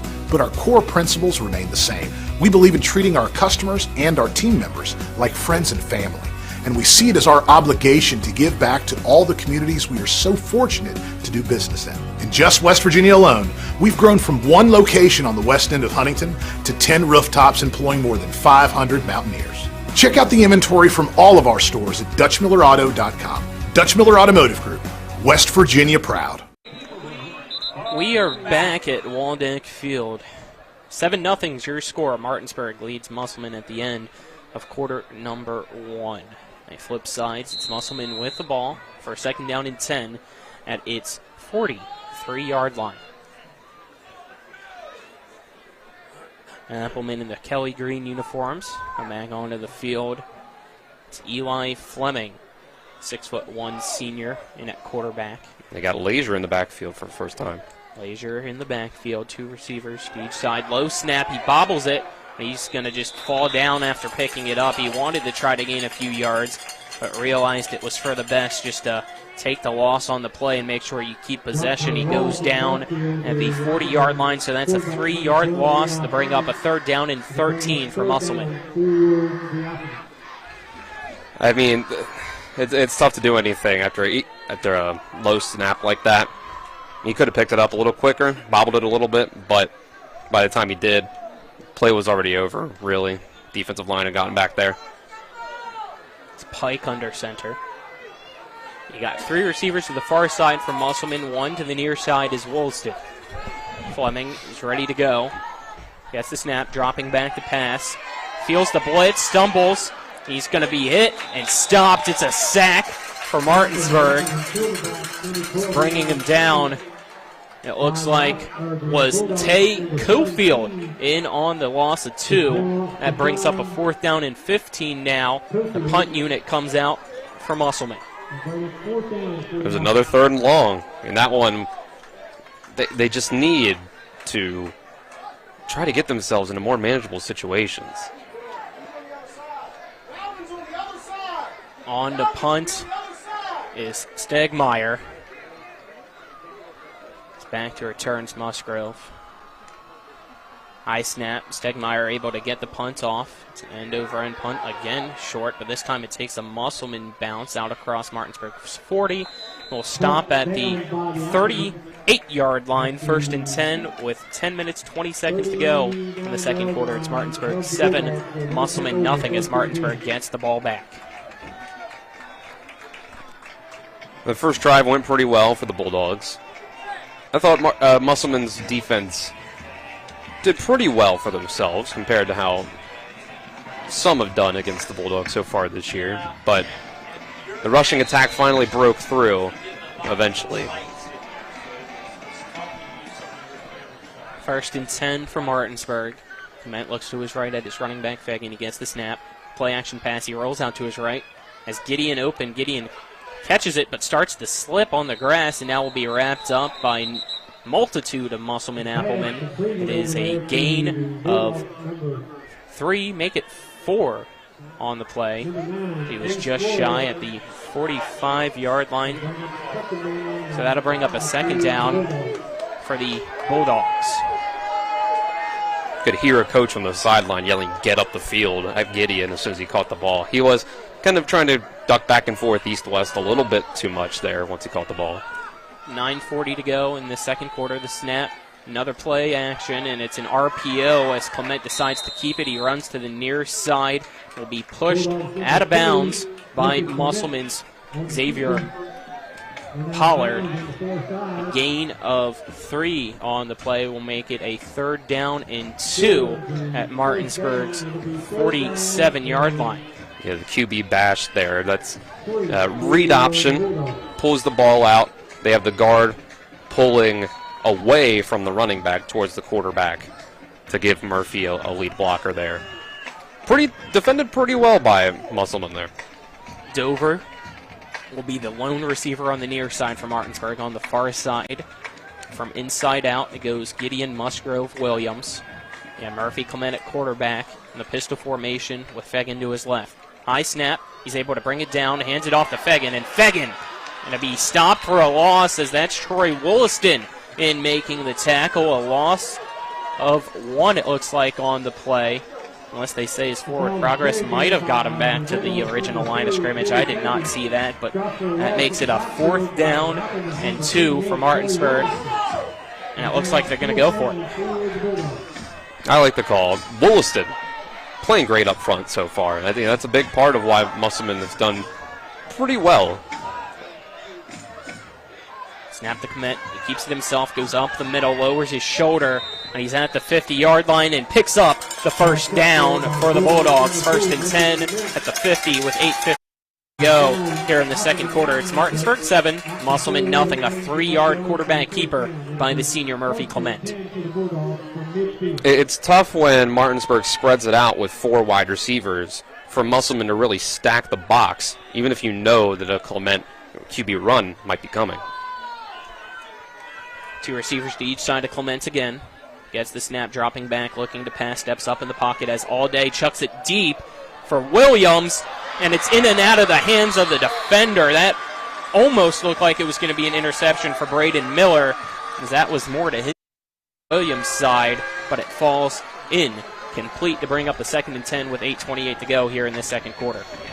It should have been an interception. Miller basically ran the route for Williams. Murphy shouldn't have thrown the ball. I think he thought that Malachi was going to speed by Miller, but he just never did. And props to Miller there. That's good coverage. Brings up 2nd down and 10. 2 receivers to each side for Murphy Clement. He's got Fegan to his left. The snap, handoff to Fegan from Clement. And he's going to be wrapped up by Shelton. And he only gains a yard on the play to bring up 3rd down and 9. It's Colton Shelton in to make the stop for Musselman. The Applemen defense is, for the most part, doing its job. The offense hasn't really been able to get much going on the other side. But for the most part, obviously this is only the 2nd drive for the Bulldogs, but they've done really well on 1st and 2nd down.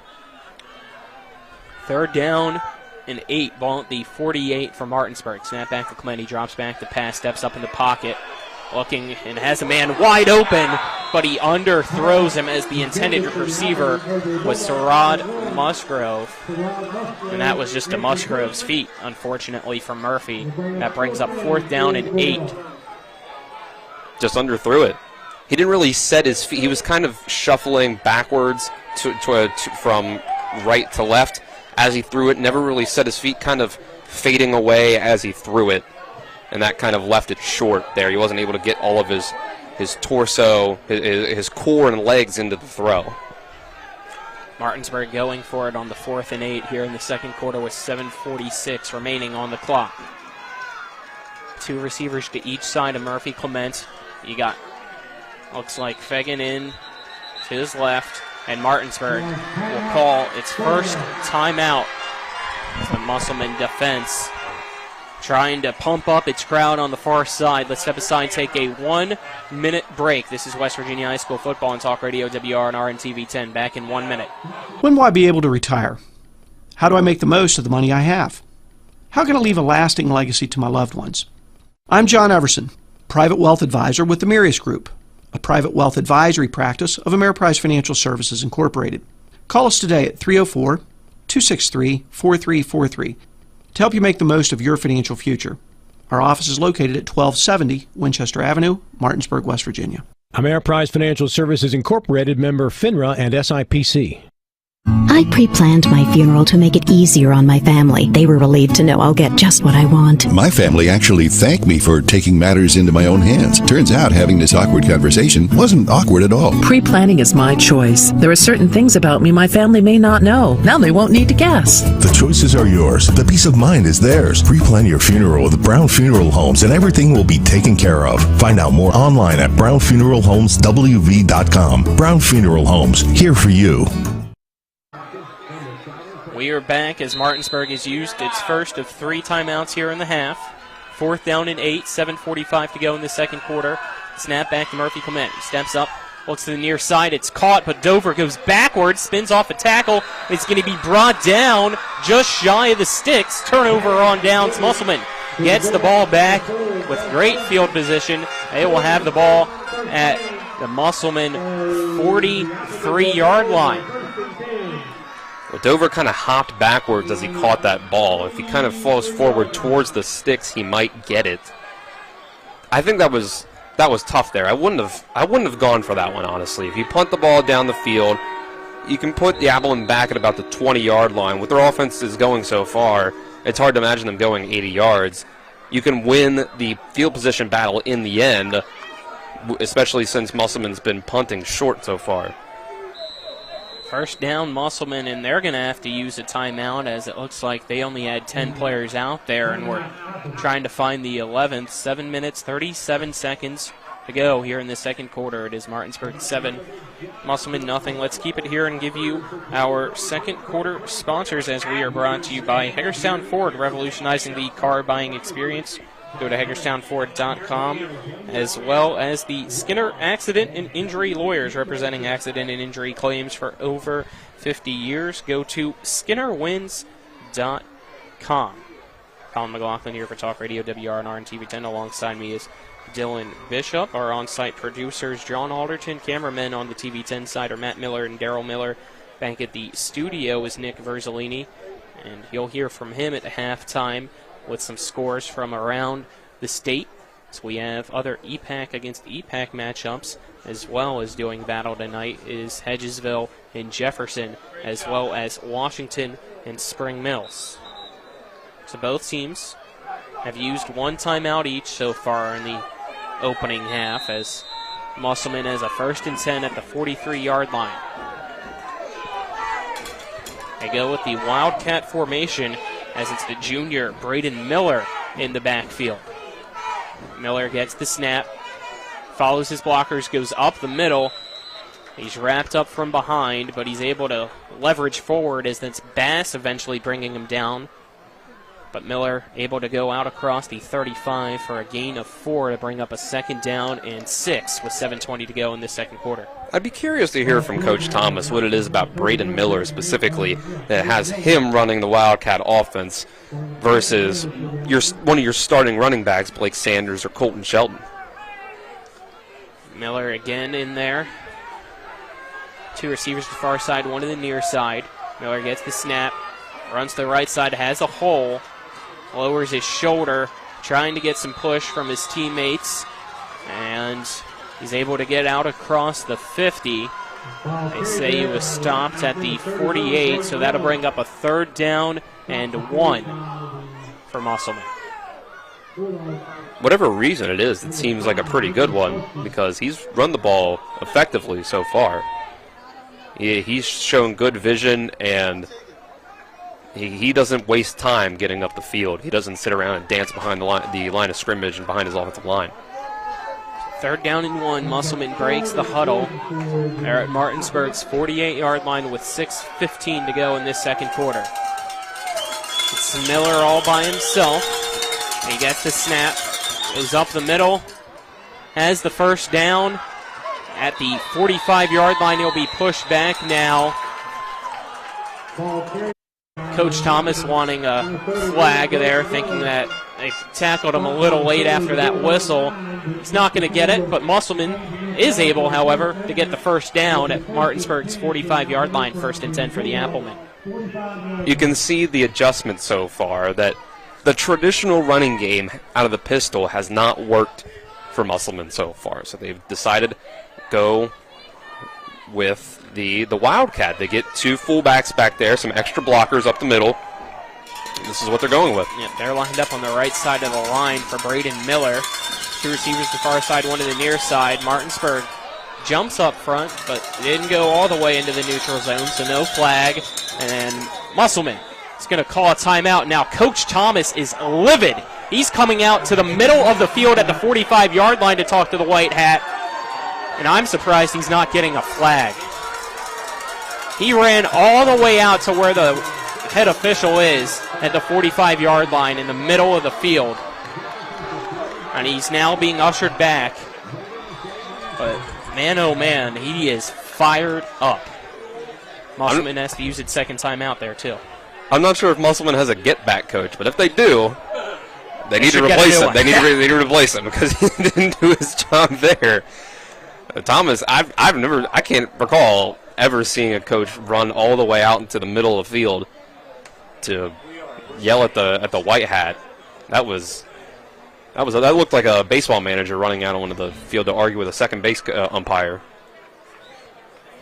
5 minutes, 25 seconds to go in the second quarter. It's Martinsburg 7, Musselman nothing. Musselman with 1 timeout left, Martinsburg with 2. As Musselman has had to use both of the timeouts that they have used out of the 3 so far this drive. I guess the thing has been that when Martinsburg has jumped off sides, the Musselman offensive linemen haven't jumped back at them. So 1st and 10 at the 45. Snap back to Miller. But Martinsburg was ready for it. Excuse me, that was Sanders. Looks like somebody from Musselman lost his helmet. It was Sanders after the carry. He's only able to get back to the line of scrimmage at the 45. That brings up a 2nd and 10. So Sanders will have to step out for a play because of losing his helmet. 2nd down and 10 at the Martinsburg 45-yard line as Musselman in the huddle now. Martinsburg just waiting for him to set up. The clock starts to wind down. You got 5 minutes, 10 seconds to go in this second quarter. Musselman breaks the huddle. Fleming back out on the field at quarterback. The pistol with, I believe, Miller behind him since Sanders isn't in. Snap back, the handoff. That's actually Shelton, my apologies, as Colton Shelton in at running back. Takes the handoff from Fleming. Tries to go up the middle. Saw tiny space to the right side of the line. He's able to get brought down for a gain of 3 on the play to make it a 3rd down and 7. I was wondering how long that would continue if we would, when the next time we would even see Eli Fleming was. They were pretty committed to that Wildcat formation. Fleming out there. Sanders back in now at running back. 3 receivers to the near side, 1 to the far side. Fleming sets, gets the snap, drops back looking to pass, steps up, fires the dart, almost intercepted in and out of the hands. And that was Martinsburg's Malachi Williams. He was diving for that one. The pass was intended for Logan Shelton and will fall incomplete to bring up a 4th down and 8 for Musselman. And they're going to bring out the punt team, which means Martinsburg's punt return will head out.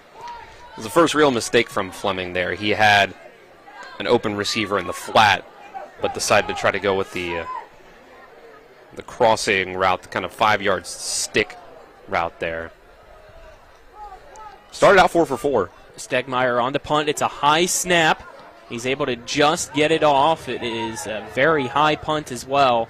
That will bounce at the, looks like, 20-yard line, take a Martinsburg roll and be downed. With 4 minutes, 5 seconds left in the second quarter, it's Martinsburg 7, Musselman nothing. There hasn't been a whole lot of opportunities to score many points so far in this game. If nothing else, Musselman's done a good job of controlling the clock. We got 4 minutes to go here in the half, and the Bulldogs are only seeing their 3rd offensive possession of the game. 1st and 10 for Martinsburg at its 21-yard line. 2 receivers to each side. Murphy Clement has the ball on the far side hash marks for the Bulldogs. Snap back to Clement. He'll hand it off to his running back, Willie Fegan. Fegan just swallowed up right in the middle. Only able to get back to the line of scrimmage. That'll bring up a 2nd down and 10 as the defensive line of Musselman bend but don't break right now. They've contained Fagan pretty well so far. He had that 25-yarder, but outside of that and the 1-yard touchdown, he's run for 2 yards, no yards, 1, and no yards again. 2nd down and 10. You got 3 receivers on the near side now for Martinsburg, 1 on the far side of the field. Matt wipes his hands on his towel, gets the snap.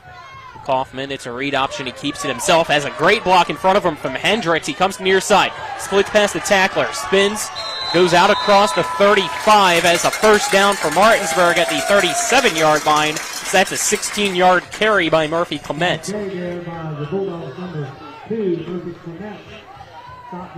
Great read option there, and even a better block by E.J. Hendricks, pulling from the left side over to the right, Dylan. Yeah, again, that's that bash play. It throws off the defense a little bit because you expect a pulling offensive lineman to go towards the running back, especially with the motion of Clement acting like he's going to hand it off. When he pulls it, you have that lineman coming with him. It makes for a great play. Ravens use it all the time with Lamar Jackson under Greg Roman. 2:50 to go, the snap back to Clement, and again another read option. He comes to the near side, lowers his shoulder into Colton Shelton, and steps out of bounds, out across the 40. They say he stepped out, it looks like, at the 43 of Martinsburg, so that brings up a second down and 4 for the Bulldogs. With 2:40 remaining in the second quarter play, it's Martinsburg 7, Musselman nothing. 7 carries for 53 yards so far for Murphy Clement. That's really been the driving force of this offense so far. Martinsburg has 3 receivers to the far side, 1 to the near side. For Clement, he gets the snap, dropping back, looks to the far side. It's a wide receiver screen, caught by Musgrove. Musgrove has some blockers, trying to find space. Goes to the far side now. Lowers his shoulder out across the 35, and we'll see where they say he stepped out of bounds. But that's another big play for the Bulldogs to give him a first down. Looks like we might have an injured player over on the far side. I think it's a Musselman Applemen. Tough to tell here from the visitor side press box who that might be, but it's a 1st and 10 for Martinsburg with 2:09 to go in the second quarter. Yeah, it looks like all the Bulldogs players have gotten up. I think it ends up a 8 yards plus 17, 25-yard play. Tied for the biggest play so far for the Bulldogs. Biggest through the air by far. So let's step aside and take a 1-minute break for the injured player. 2:09 to go in the second quarter. It's Martinsburg 7, Musselman nothing. A 1-minute break. You're tuned into West Virginia High School Football and Talk Radio, WRNR, and TV 10. WVU Medicine is pleased to introduce 8 new providers who've joined University Health Associates East and our medical staffs at Berkeley Medical Center and Jefferson Medical Center. Physician's Assistant Casey Wiebel, Emergency Medicine, Dr. Mark Seymour, Anesthesia, Dr. Farman Ali, Neurology, Dr. Christopher Redmond, Rheumatology, Dr. Sierra Hart, Emergency Medicine, Physician's Assistant Carly Kremer, Cardiology, Nurse Practitioner Jennifer Gorgal, General Surgery, and Nurse Practitioner Corey Lapai, OBGYN. Welcome to WVU Medicine. Locust Hill Golf Course invites you to historic Charlestown, West Virginia for 18 holes of phenomenal golf. We're just an hour drive from the Baltimore, D.C. Beltway and 1/2 hour drive from Winchester and Leesburg, Virginia, as well as Hagerstown and Frederick, Maryland. Each tee offers challenges across the 35 acres of lakes, ponds, and streams, which come into play on 11 holes. The Blue Ridge Mountains also provide a breathtaking backdrop to Locust Hill. Schedule your tee time today at www.locusthillgolfcourse.com or call 304-728-7300. We welcome you back here to Waldeck Field, home of the Musselman Applemen, still taking care of an injury over on the far side, as we were informed that it is not a player for Musselman or for Martinsburg. It is actually one of our officials that got ran over on that last play. Hopefully he is okay as they are examining him over on the Musselman sideline. There's 2 minutes, 9 seconds to go here in this second quarter. It will be a 1st and 10 for Martinsburg when we do resume at the 33-yard line of Musselman, as the Bulldogs lead the Applemen 7-0. So Murphy Clement so far passing the ball. That 25-yard screenplay to Sherrod Musgrove was only his 7th passing attempt so far, and he had been 3 for 6 combined going into that, with completions for 2 yards, 5 yards, and 6 yards. Passing game really hasn't gotten much going, but the rushing attack has done well. Like I said, 77 carries for 53 yards so far for him, and then they've given the ball to Coy Fagan 6 times as well, and a handoff to Sherrod Musgrove. So that's 14 rushes to 7 passes so far, which has led to a pretty quick half, considering that this is the 3rd offensive possession for the Bulldogs, and there was only been 3 so far for the Applemen.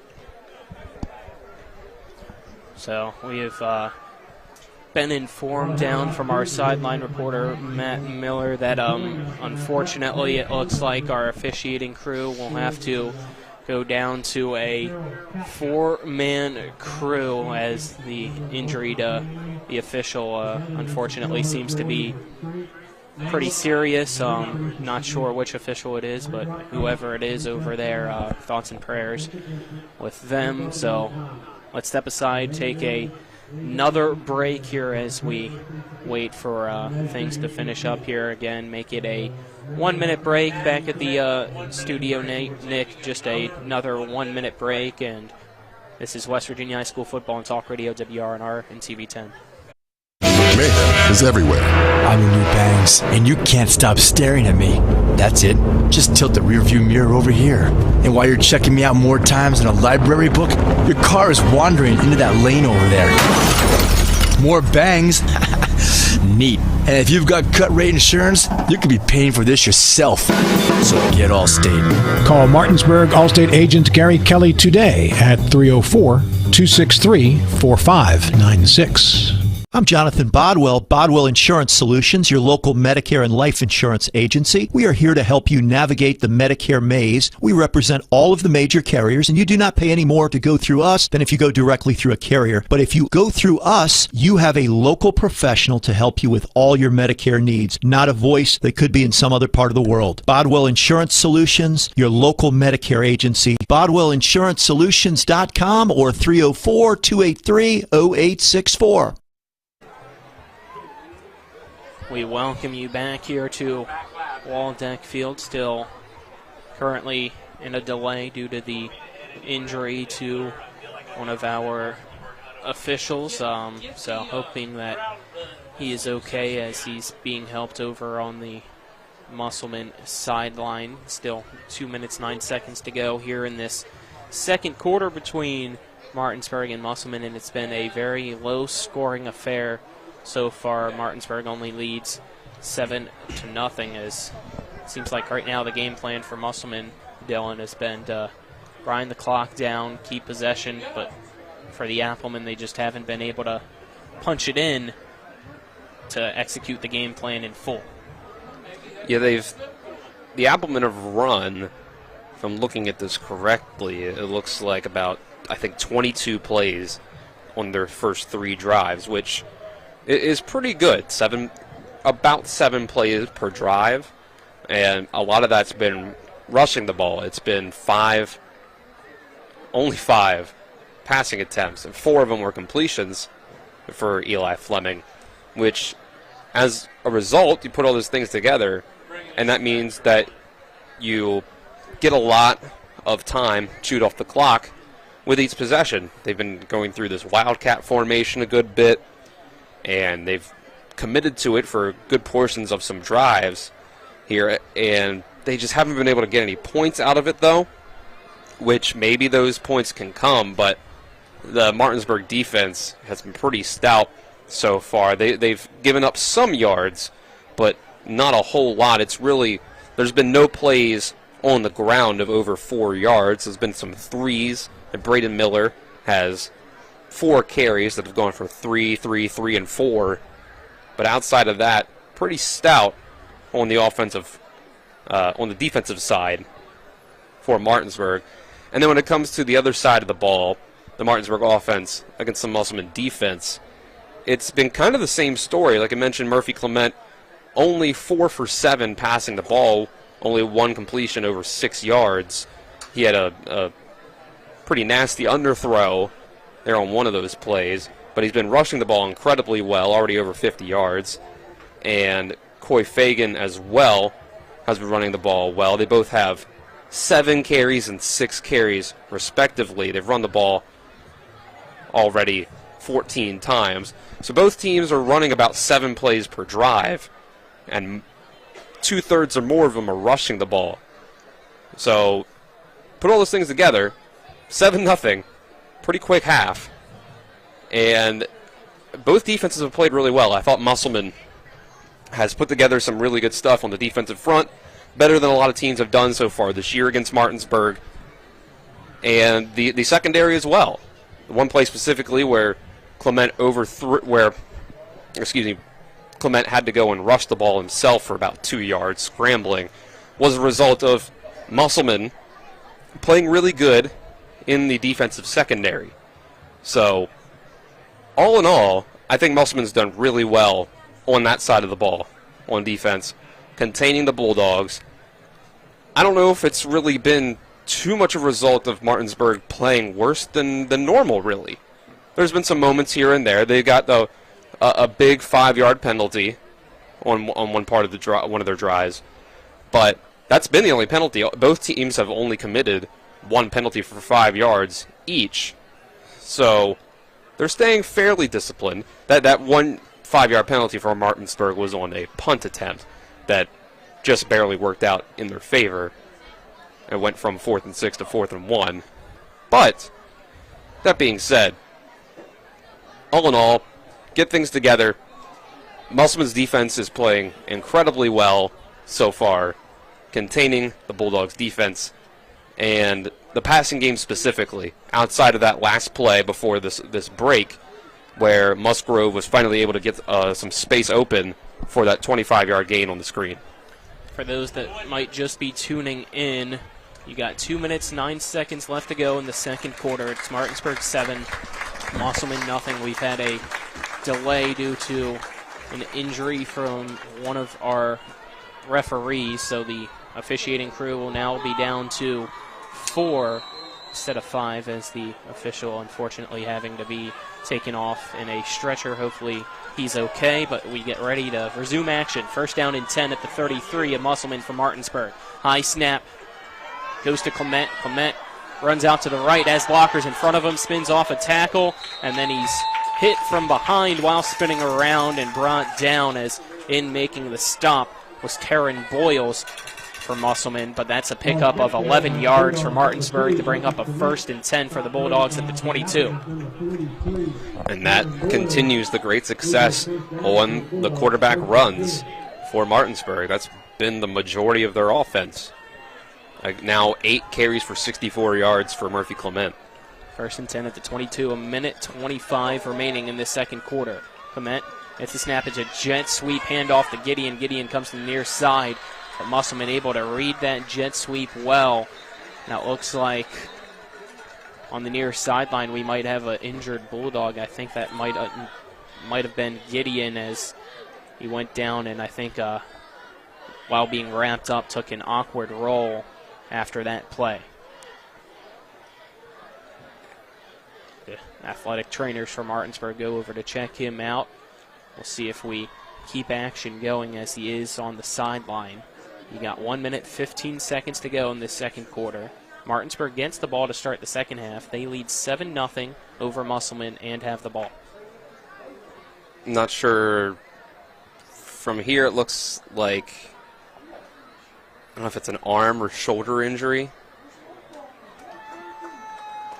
I don't want to speculate, however, he is up on his feet. Gain of 1 on that play, so that'll bring up a 2nd down and 9 for Martinsburg at the 21-yard line.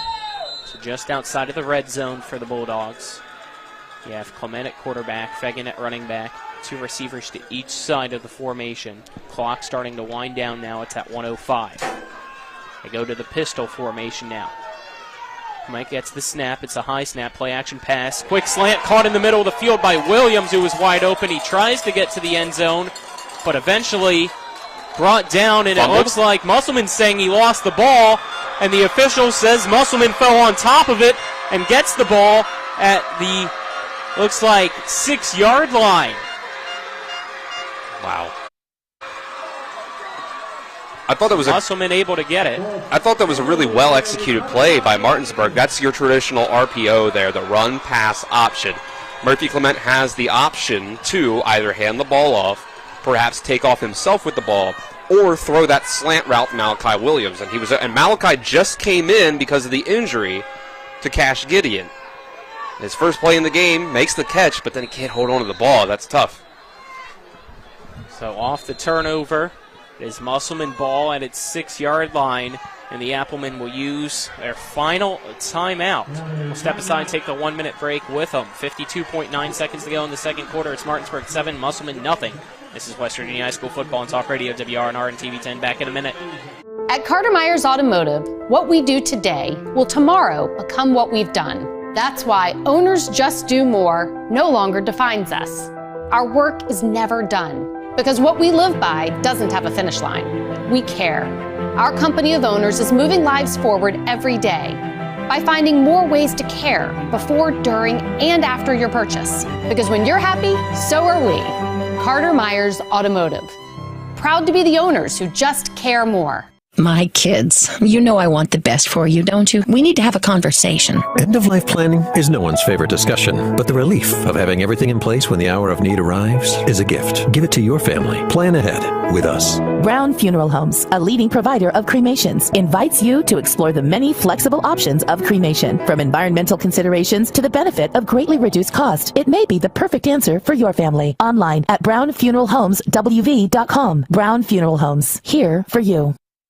We're back live. 52.9 seconds remaining in this second quarter. Musselman with the ball at its 6-yard line after the fumble recovery for the Applemen. Fleming gets the snap, hands it off to his running back, who goes over to the far side. Late flag thrown.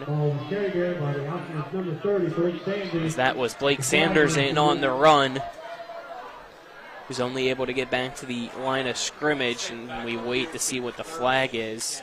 It was in the area of a potential holding penalty, but we'll wait for the official wording from our now 4-man officiating crew.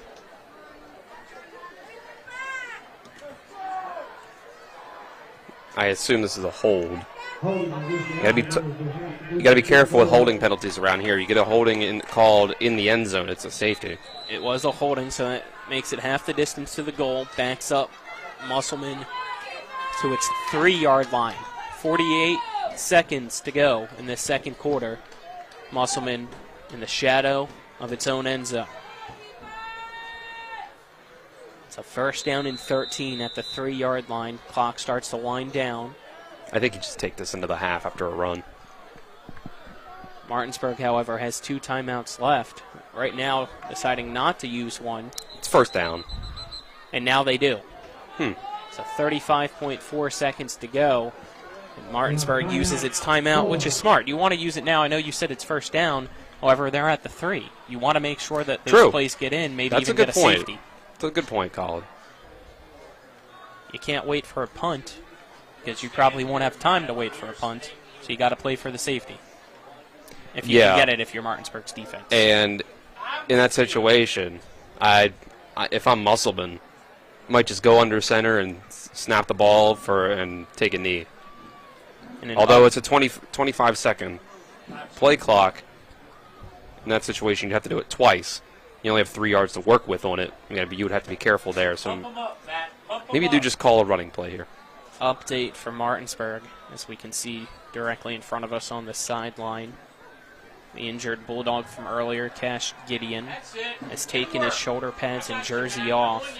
So we'll see if it remains like that, which means he'll be out for the rest of the game, or if he puts it back on at halftime. We resume action. Martinsburg has 1 timeout left. Musselman does not. 35 seconds to go in the second quarter. It's Martinsburg 7, Musselman nothing. 1st and 13 at the 3-yard line. Snap back to Fleming. He hands it off to his running back, and his running back looks like might have lost a yard as the Bulldog defensive line able to win the trench battle there. So a loss from Sanders of 1 as Martinsburg uses its last timeout. 30 seconds to go on the clock. The ball now at the 2-yard line, Dylan. If this next play on second down doesn't take 5 seconds, then you'll have to run 2 plays. If I were them, I'd probably go back to the Wildcat here because it hasn't been a negative result so far, whereas you have had a couple runs stuffed right at the line of scrimmage or in the backfield when just running the traditional. There was actually, I believe, a run with Sanders out of the Wildcat rather than Braden Miller, where they only got back to the offensive line, only got back to the line of scrimmage But Braden Miller so far, out of the Wildcat, he's gotten you at least 3 yards every time. So both teams out of their timeouts now. It is second down at the 2-yard line. This would be pivotal with the way this has gone so far. 7-0 points have come at a premium. Actually make it the 1-yard line, at least according to the scoreboard. Hard to tell from our angle here in the visitors' press box whether it's the 1 or the 2. But yeah, I think it's either the 1. way, it's 1.5. still in the shadow of the goal line for Musselman, as Musselman, that's the snap, goes with the Wildcat, and it goes to Miller. Miller goes to the far side, and did he stay in bounds, though, will be the question. If he did, the clock will continue to wind down. Yep. That looks like he did. He was able to gain 4 on the play to bring up a 3rd down and 9, but since he stayed in bounds, Musselman's going to be content with just winding out the clock and heading to the halftime horn. You have to excuse me. There was a full 40-second play clock after that play because it wasn't after a timeout. So the clock hits zeros, and we've hit the half between Martinsburg and Musselman. It is Martinsburg 7, Musselman nothing. Step aside unless we have Matt Miller. It looks like we do. My apologies here, as let's send it down now to Matt, who's with Coach Dave Walker. To you, Matt, to you. All right, thank you, guys. Coach, you're in a ball game, 7-0 at the half. What are you seeing? I mean, it's a good high school football game. I don't think we're playing particularly great, and I think they're playing pretty well. So come out a little flat, see if we can go in here and make a few adjustments and get these guys motivated to play a little bit. Are they throwing anything at you that maybe you didn't expect? I mean, that's not what they've done, but they've had 2 weeks to get ready for us, and I figured they were going to try to play keep away from us, so that's what they're doing.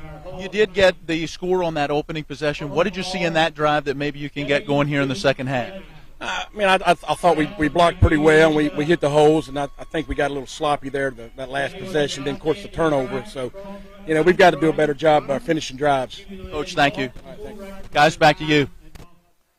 That was our interview from Matt Miller with Coach Dave Walker. Let's step aside and take a 2-minute break, and then we'll be back for our halftime show. Again, Martinsburg 7, Musselman nothing. This is West Virginia High School Football and Talk Radio, WRNR, and TV10. Back in 2 minutes. Remember when you were a little kid and saw your first deer? Oh, how cute. As an adult, maybe you've had a different experience. Where'd that come from? Bambi mess up your dream machine? Call Cody's Auto Body today at 304-901-4777 and get the work done right the first time. Cody's Auto Body, 851 Wilston Street in Martinsburg, has a team of auto body professionals with a lifetime of experience putting your ride back together again, regardless of how it got that way. Cody's Auto Body.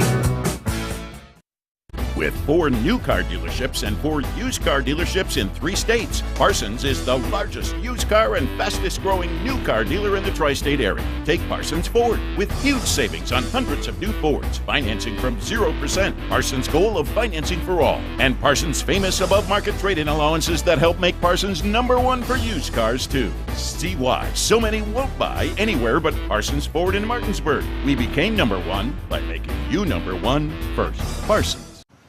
Mommy, where does flavor come from? Well, when people love food, they cook it on a Traeger grill. Meat, corn, even pie. And then the Traeger does the rest, which brings everyone to celebrate this beautiful thing that they've created. Because when you share delicious food with your friends, that's the flavor of life. Shop now and save at Orsini's today. Nothing goes better with football than chicken. From Pee-wee to the big boys to the wing T formation. A hearty meal of 12 pieces for $12 is just what the boys need to be at their best. Oh my, fumbling, bumbling, stumbling. Omaha!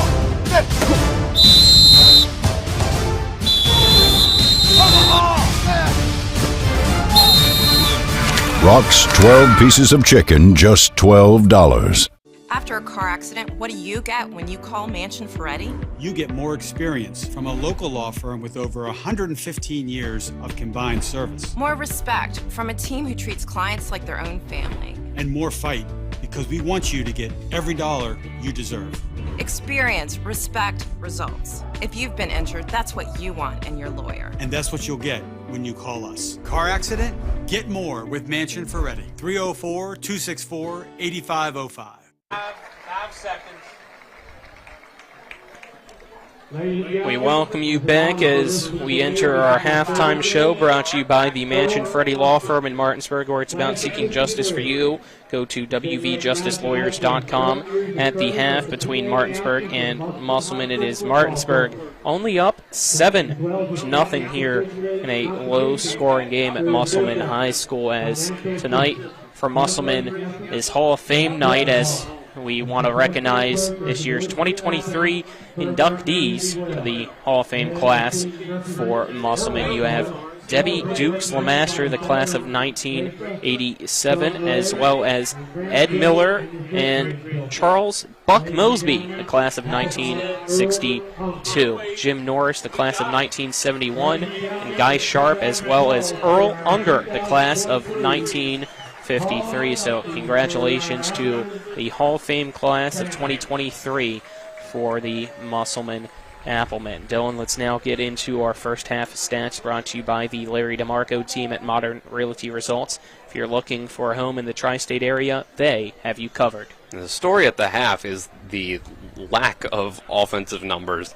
You'll see here, just what I mean here in a second. On the Musselman side, Eli Fleming's 4 for 5 with 31 yards. And that's 3 of those passes for 30 yards to Logan Shelton. And then on the ground, which has been most of what Musselman has done, Colton Shelton has 4 carries for 6 yards. Blake Sanders has 6 carries for a total of 2 yards.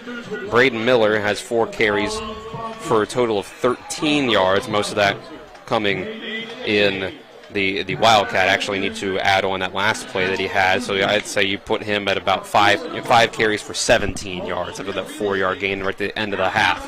But that's about it. Then on Martinsburg's side, Murphy Clements 5 for 8 with 55 passing yards. 8 carries on the ground for 64 yards. Coy Fagan 6 carries for 29 yards. He got 25 of them on 1 carry down to the goal line, then punched in the only score of the half on the very next play for 1 yard. And outside of that, you got a 25-yard catch for Sherrod Musgrove, a 17-yard catch for Malachi Williams. Then he fumbled the ball right there down inside the 10-yard line, but could have been a second score for Martinsburg right before the half. But because he didn't get in there, it means Coy Fagan's rushing touchdowns, the lone points up on the board at halftime, 7-0. That is your Modern Realty Results first half stats here on the Mansion Ferretti Law Firm halftime show. We got 13 and a half minutes left on the halftime clock. We're going to step aside and take a 2-minute break. On the other side of that break, you'll hear from Nick Verzolini, who has some scores from around the state as your score here. Martinsburg 7, Musselman nothing. This is West Virginia High School Football and Talk Radio, WRNR and TV 10. WVU Medicine is pleased to introduce 8 new providers who've joined University Health Associates East and our medical staffs at Berkeley Medical Center and Jefferson Medical Center. Physician's Assistant Casey Wiebel, Emergency Medicine, Dr. Mark Seymour, Anesthesia, Dr. Farman Ali, Neurology, Dr. Christopher Redmond, Rheumatology, Dr. Sierra Hart, Emergency Medicine, Physician's Assistant Carly Kremer, Cardiology, Nurse Practitioner Jennifer Gorgal, General Surgery, and Nurse Practitioner Corey Lapai, OBGYN. Welcome to WVU Medicine. Ollie's VIP North Side is the best spot to catch all your favorite teams. Join us Monday for Dollar Wings and Monday Night Football, Thursdays on the patio for the Cornhole Tourney, Friday Night Lights with happy hour specials, or Saturdays during or after the college games for Steak Night. Get a ribeye or New York steak for just $26.95. Ollie's has great food and drink menus too, along with 17 TVs to watch any game of your choice from anywhere at the bar or their outdoor patio and fire pit. So stop by and see for yourself today at 36 Veronica Drive in Martinsburg. That's Ollie's VIP North Side. We'll see you for the game. As a lifelong Jefferson County resident, Paul Espinosa has been a champion for the Eastern Panhandle. Paul is the effective, fiscally conservative voice we need in the West Virginia Senate. He's fought for job creation, student-centered education, the rights of the unborn, protecting our family farms, and was a leader in passing income tax relief for all West Virginians. When residents of the 16th Senatorial District cast their votes for their next senator, the choice is clear. Paul Espinosa for West Virginia State Senate. Paid for by Espinosa for Senate, Mary C. Espinosa, Treasurer.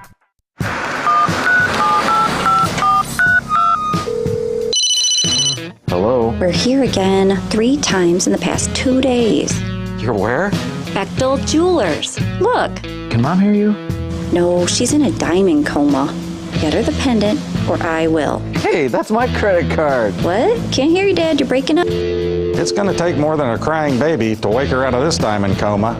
You're going to need a mega dose of jewelry from Bechtel Jewelers.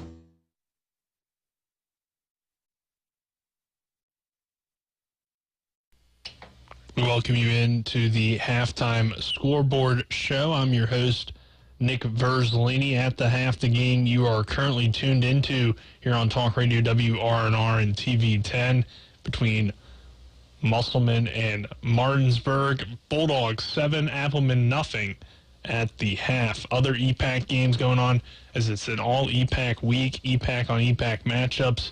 Jefferson leads Hedgesville 21-0 at the half, and that one. Spring Mills all over Washington at halftime 33-0. Some good games going on throughout the state of West Virginia. Bridgeport holds a 7-0 lead over Brooke. Wheeling Park trying to upset number 1 Morgantown, currently on top 6-0.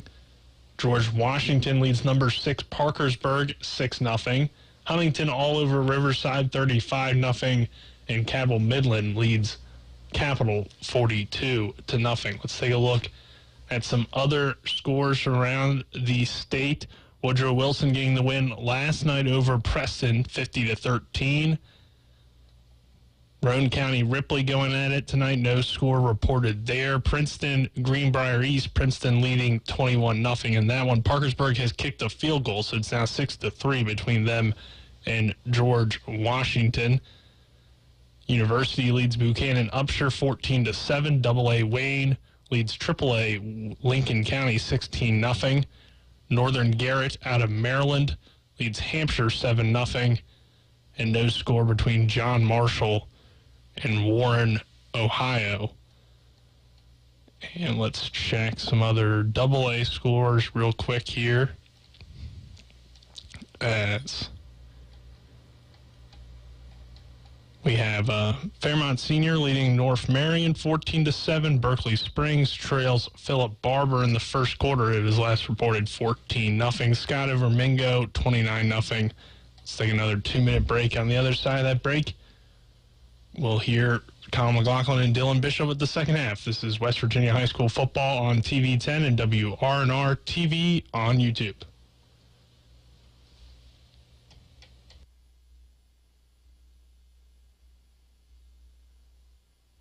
Hi, Crescia Hornby here. Larry DeMarco, broker of Modern Realty Results, believes he has some of the best real estate agents in the Eastern Panhandle. Agents at Modern Realty Results have years of experience and knowledge of the local real estate market. Agents within the office work as a team to provide quality customer service. We strive to always ensure client satisfaction through handling every transaction with honesty and integrity, all while offering competitive rates. Modern Realty Results is veteran-owned and managed. Please call us at 262-4222, modernrealtyresults.com.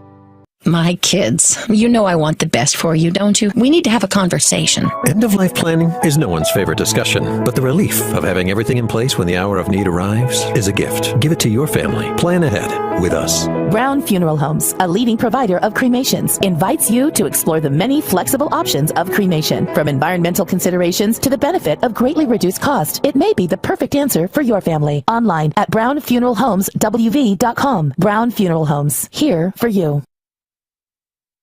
Locust Hill Golf Course invites you to historic Charlestown, West Virginia for 18 holes of phenomenal golf. We're just an hour drive from the Baltimore-D.C. Beltway and 1/2 hour drive from Winchester and Leesburg, Virginia, as well as Hagerstown and Frederick, Maryland. Each tee offers challenges across the 35 acres of lakes, ponds, and streams, which come into play on 11 holes. The Blue Ridge Mountains also provide a breathtaking backdrop to Locust Hill. Schedule your tee time today at www.locusthillgolfcourse.com or call 304-728-7300. With 4 new car dealerships and 4 used car dealerships in 3 states, Parsons is the largest used car and fastest growing new car dealer in the tri-state area. Take Parsons Ford with huge savings on hundreds of new Fords, financing from 0%, Parsons' goal of financing for all, and Parsons' famous above-market trade-in allowances that help make Parsons #1 for used cars too. See why so many won't buy anywhere but Parsons Ford in Martinsburg. We became #1 by making you #1 first. Parsons.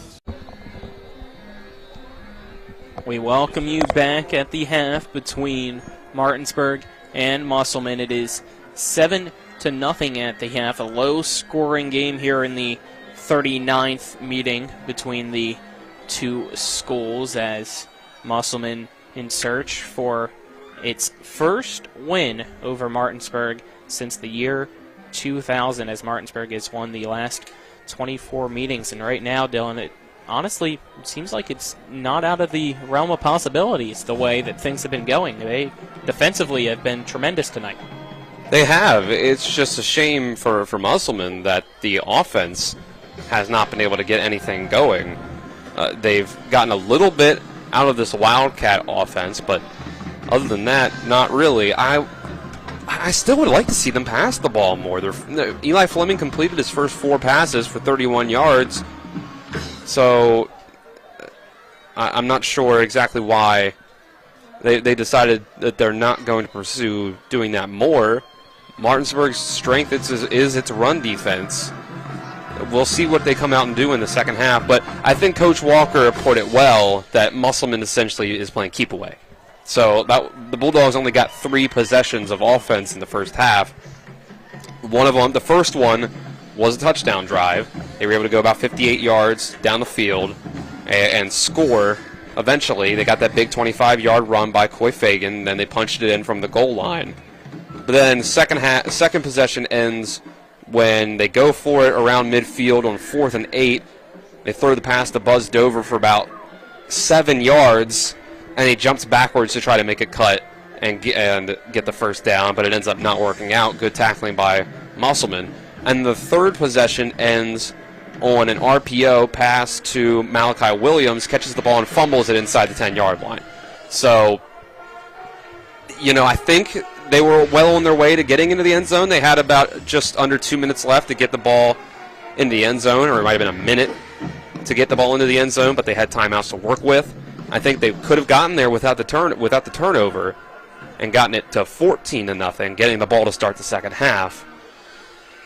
But Musselman forced the turnover, so it was good on them. It was Malachi Williams' first play on the field after Cash Gideon went down with what looked like a shoulder injury and hasn't come. He took off his pads and he's been out since. We saw him in a sling afterwards, so yeah, I would assume he's done for the day, and you would hope he's not out for a significant amount of time. But it's when you get put in a sling right away, that's tough. But Musselman's playing really well on defense, so they just need something to get going on offense, and I think it's the passing attack. They've gone away from it. Maybe we just haven't seen the moments in previous games where it's really not worked, and they've decided that that's just not something they can really do on a consistent basis. But 4 for 5 so far. Logan Shelton's got 30 of those yards to himself. If you can find Logan Shelton the ball in the quick passing game, maybe you can get a little something extra going. You can be two-dimensional on offense, and maybe you can get something going and get some points up on the board. It is 7-0 between Martinsburg and Musselman. Martinsburg up by that touchdown. We'll step aside and take another 2-minute break, and on the other side of that break, we should have the second half kickoff. This is West Virginia High School Football on Talk Radio WRNR and TV 10. Back in 2 minutes.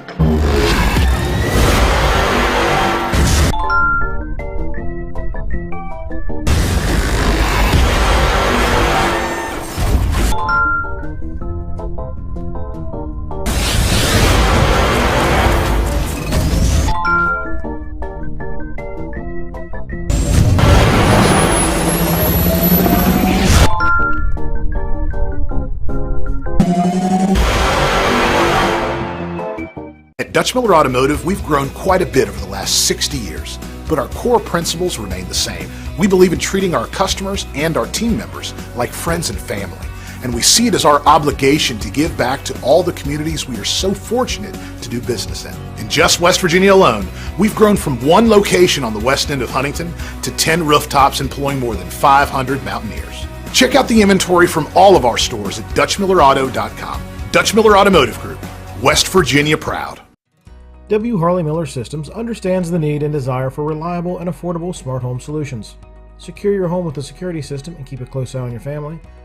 Automate your home with a Control4 system and have smart technology work as one. Set daily schedules to control your thermostats. Push a button and set the mood for dinner by dimming lights and playing music, or just sit back and enjoy a movie in your own home theater. Put decades of experience to work for you. Visit us at whmsystems.com or call 304-350-1931. Flu season is just around the corner. Protect yourself with a flu shot. Most people 6 months and older are encouraged to get the flu vaccine every season. WV Medicine announces 2 fall vaccine clinics for your convenience. October 26th at Inwood Primary Care, 9 a.m. to 11:30 a.m. and 2 p.m. to 4:30 p.m. October 27th at Spring Mills Primary Care and Pediatrics from 9 a.m. to 4 p.m. Call ahead for an appointment. Knock out the flu this season. Get your flu shot at one of these fall vaccine clinics. We welcome you back here to Waldeck Field at Denny Price Stadium at the half, as they've put 3 minutes back up on the clock to allow both teams to stretch. It is Martinsburg 7, Musselman nothing, and we're looking down on the field waiting for our sideline reporter and Matt Miller to be joined by the head coach of the Musselman Applemen, Brian Thomas. Matt, whenever you're ready, take it away. All right, guys, thank you very much. Coach Thomas, talk to us about what you saw in that first half, a very gritty effort from your team. Yeah, so, I mean, we expect to play hard, so that's I'm not surprised about that. Our kids better play hard. If they don't play hard, then, we're losing Musselman football. But, we did some good things. We did some bad things. Defensively, I thought we played really good. Forcing that turnover right before half was huge. Offensively, man, we just, we're driving, then we have something to stall us out. So we just got to finish some of these drives a little bit. What'd you say after that first drive? They get their touchdown on the opening possession, but didn't score after that. Yeah, I mean, it's a long game. We've in the past 2 years, a lot of these kids have played, and we've been in a lot of tight battles. So just keep playing, keep grinding. What can you do to keep these drives sustained and find the end zone? Well, we can't have negative plays. When you have a snap over your head or you miss a block, and the next thing you know, you lose 5 yards instead of gaining 2-3 yards, and that's a big blow. Coach, thank you. Good luck second half. Yeah, thanks, Matt. Guys, back to you. That was Matt Miller alongside Brian Thomas, the head coach of the Musselman Applemen, as we are in a low-scoring affair, 7-0. Martinsburg on top of Musselman, as it will be Martinsburg getting ready to receive against Musselman, who has just concluded its second half stretches and are heading over to the sideline. Your second half kickoff brought to you by Ollie's VIP Northside, the best local spot to catch sports or hang out with friends. Stop by 36 Veronica Drive in Martinsburg. Ollie's VIP. We'll see you for the game. Colin McLaughlin alongside me is Dylan Bishop. Our cameramen are Daryl Miller and Matt Miller. On-site producers John Alderton. Back at the studio is Nick Verzolini, as the kicking team comes out for Musselman. Back to return for Martinsburg, it looks like, is Musgrove, and I believe that is Buzz Dover on the far side, as it's typically Gideon, but Gideon unfortunately out due to injury. Kick's underway, and we are off here for second half as it bounces. It will just stay in bounds on the near side, scooped up by Malachi Williams, and Williams goes out across the 30 and will be tackled. Some late pushing and shoving after the play, some players having to be separated. That'll be a 1st and 10 for the Bulldogs, as that was Blake Sanders in with the pop at the end there. Bring down Williams. I think Coach Thomas made a great point about negative plays. I kind of spoke about it to where a lot of the third downs for Musselman were long yardage, 7, 8, 10, 12 yards. That can be a big difference in your drive. What do your third downs look like? Are you only needing 2 or 3 yards to move the chains, or more? 1st and 10 at the 32. The snap to Clement. He keeps it himself, runs up the middle, lowers his shoulder, pushes through a tackler, slips out into the secondary, but eventually brought down by Logan Shelton. It's a gain of 8 on the play for Martinsburg to bring up a 2nd down and 2 at the 39-yard line. That was the bread and butter of the offense in the first half. That's how they were able to really move down the field. 8 carries for 64 yards, 8 yards a pop. Two receivers to each side of Clemente gets the snap, hands it off to his running back, Fegan. Fegan sees space out on the outside, runs to the near side, tries to stiff arm his tackler, but eventually is brought down by Logan Shelton. We have a flag in the area of a holding, and that's exactly what it is, a holding penalty called against Martinsburg, so that'll back up the offense of the Bulldogs. And remains second down in this third quarter with 11 minutes, 16 seconds to go. That's the other thing that kills you. When I talk about, what do your third downs look like? How close to the sticks are you getting in those first two plays? A penalty can kill you. Holding especially. It's 10 yards. That puts you right back to where you were. First and 10 turns into a first and 20, second and 4, or second and 2 turns into second and 14 or second and 12. Makes a huge difference. It's a second down and 14 or 13 now for Martinsburg at the 29-yard line. Two receivers to each side of Clement. Pistol formation with Fegan to his left, gets the snap, it's high. He fakes the handoff, keeps it himself, goes off his original tackler, but only able to get out across the 30, so that's a gain of 3 to bring down a third down and 10 as Musselman's defensive line able to just shed off the blockers and make it tough for this ground attack of Martinsburg so far. Still positive play, but brings up a third and long as they, that time on the read option, focused on the quarterback, Clement. See if this Applemen defense can keep it going. Musselman fan base making some noise on the far side. Martinsburg's trying to match on the near side. Third down and long, 3rd and 10 at the 32. Clement gets the play call. You got two receivers to each side. Snap from Kaufman back to Clemente, rolls out to his right, looking downfield, steps up, throws a pass, and again it's low. Another underthrown pass to a receiver and a late flag thrown. At the line of scrimmage. That pass is headed for Tyon Jacobs. I wonder if... And it looks like it would be against Martinsburg, and we're waiting to see if Musselman declines. I think they are. I don't know if it was a hold or... It looked like that's the signal that I saw, was it was a holding against the Bulldogs. Yeah, it's in that spot where with the rollout, I was wondering if it could have been an ineligible man downfield, but I think it was a hold. And that penalty is declined to bring up 4th down. Got a punt. And Martinsburg's going to have to punt. 10 minutes, 8 seconds to go here in this third quarter. It's Martinsburg 7, Musselman nothing. Nick Buskey punting. And Nick Buskey on to punt for Martinsburg. Martinsburg sends a man in motion on the punt. Back to returns Logan Shelton. The snap goes over the head of Buskey, goes down to the 10. Buskey picks it up, and he's able to punt that one away. It rolls at the 35, continues to roll. Shelton almost wanted to pick it up, but decides not to, and it's going to stop right at midfield, and that's where Musselman gets the ball with 9:54 to go in this third quarter. That one looked disastrous for Martinsburg, but a great heads-up play by Nick Buskey to realize he still had time to send that one away. Absolutely. That would have been devastating. It would have given Musselman, first and goal. But props by Buskey. He knew he could get rid of it. Musselman will quickly break the huddle. They wanted to go fast, surprisingly, but we have to wait for the officials to get set as they were talking on the far sideline to the head coach of the Applemen, Brian Thomas. Now our white hat gets into position and signals the play to get ready to start. 1st and 10 at the 50-yard line for Musselman here in this third quarter. Fleming at quarterback in pistol formation. Martinsburg fans now making some noise on the near side. Fleming gets the play from the far side now after the original one was trying to just get Martinsburg to jump off sides. Looks behind him at his running back, gets the snap. Fleming drops back looking to pass to the far side. Pass sails over the head of his intended receiver, Troy Wollaston. That's tough to do. A guy that's 6'4", and that was nowhere close over his head. It falls incomplete to bring up a 2nd and 10. It's the same play that they got their first completion of the game on bench, what do you call it. They got the corner route and then the 5-yard out underneath. They threw the out route to Shelton the first time, went to Wollaston this time on the corner, and it was just an overthrow by Fleming. It was good coverage, though, so it needed to be pretty much a perfect pass. He tried to put it high so that Wollaston could go up for it, but he just overdid it. 2nd down and 10. Musselman breaks the huddle. Ball at the 50-yard line for the Applemen.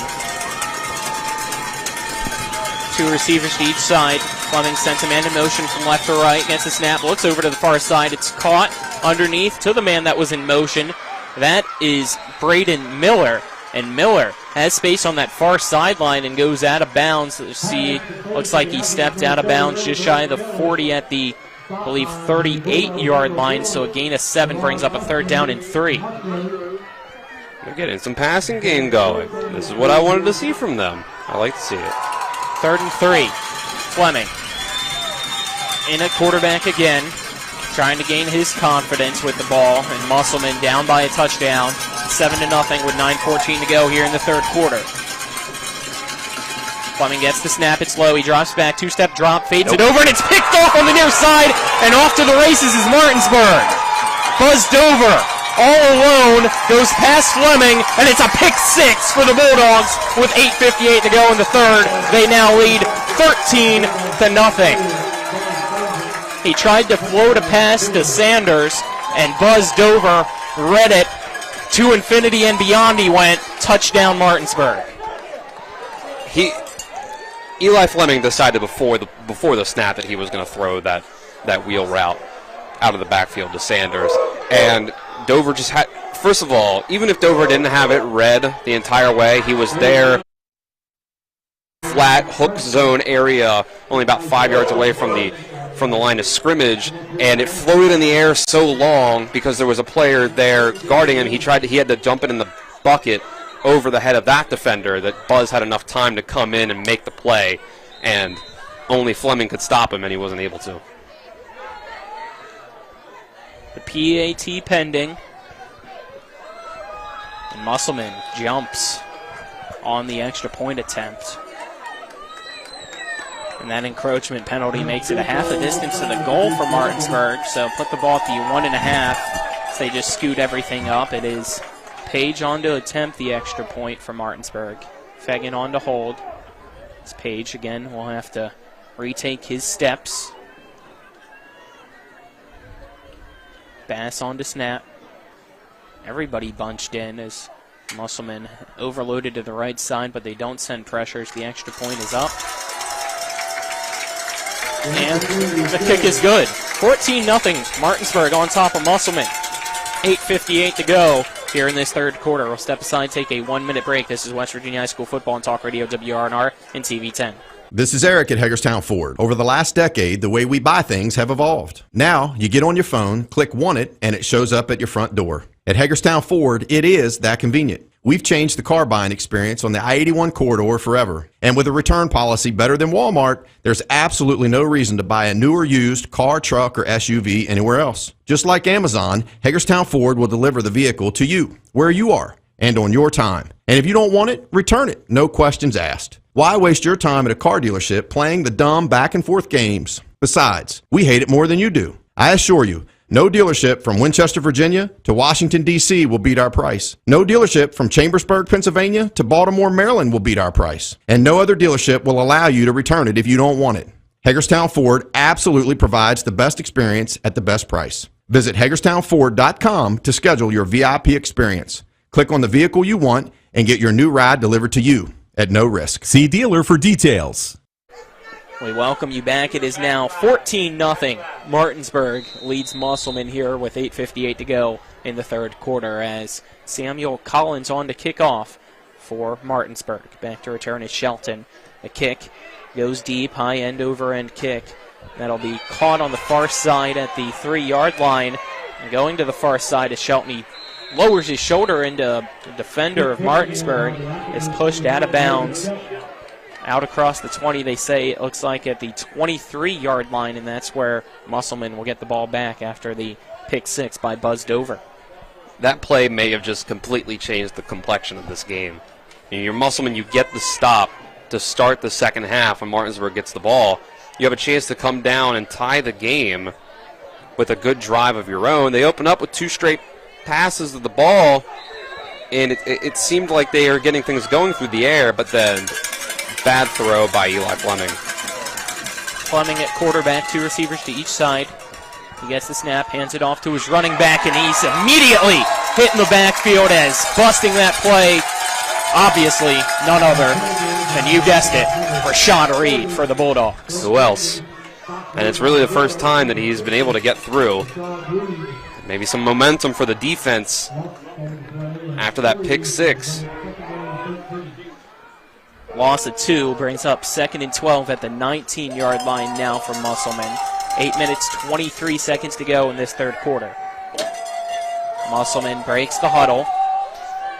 20 seconds to go on the play clock.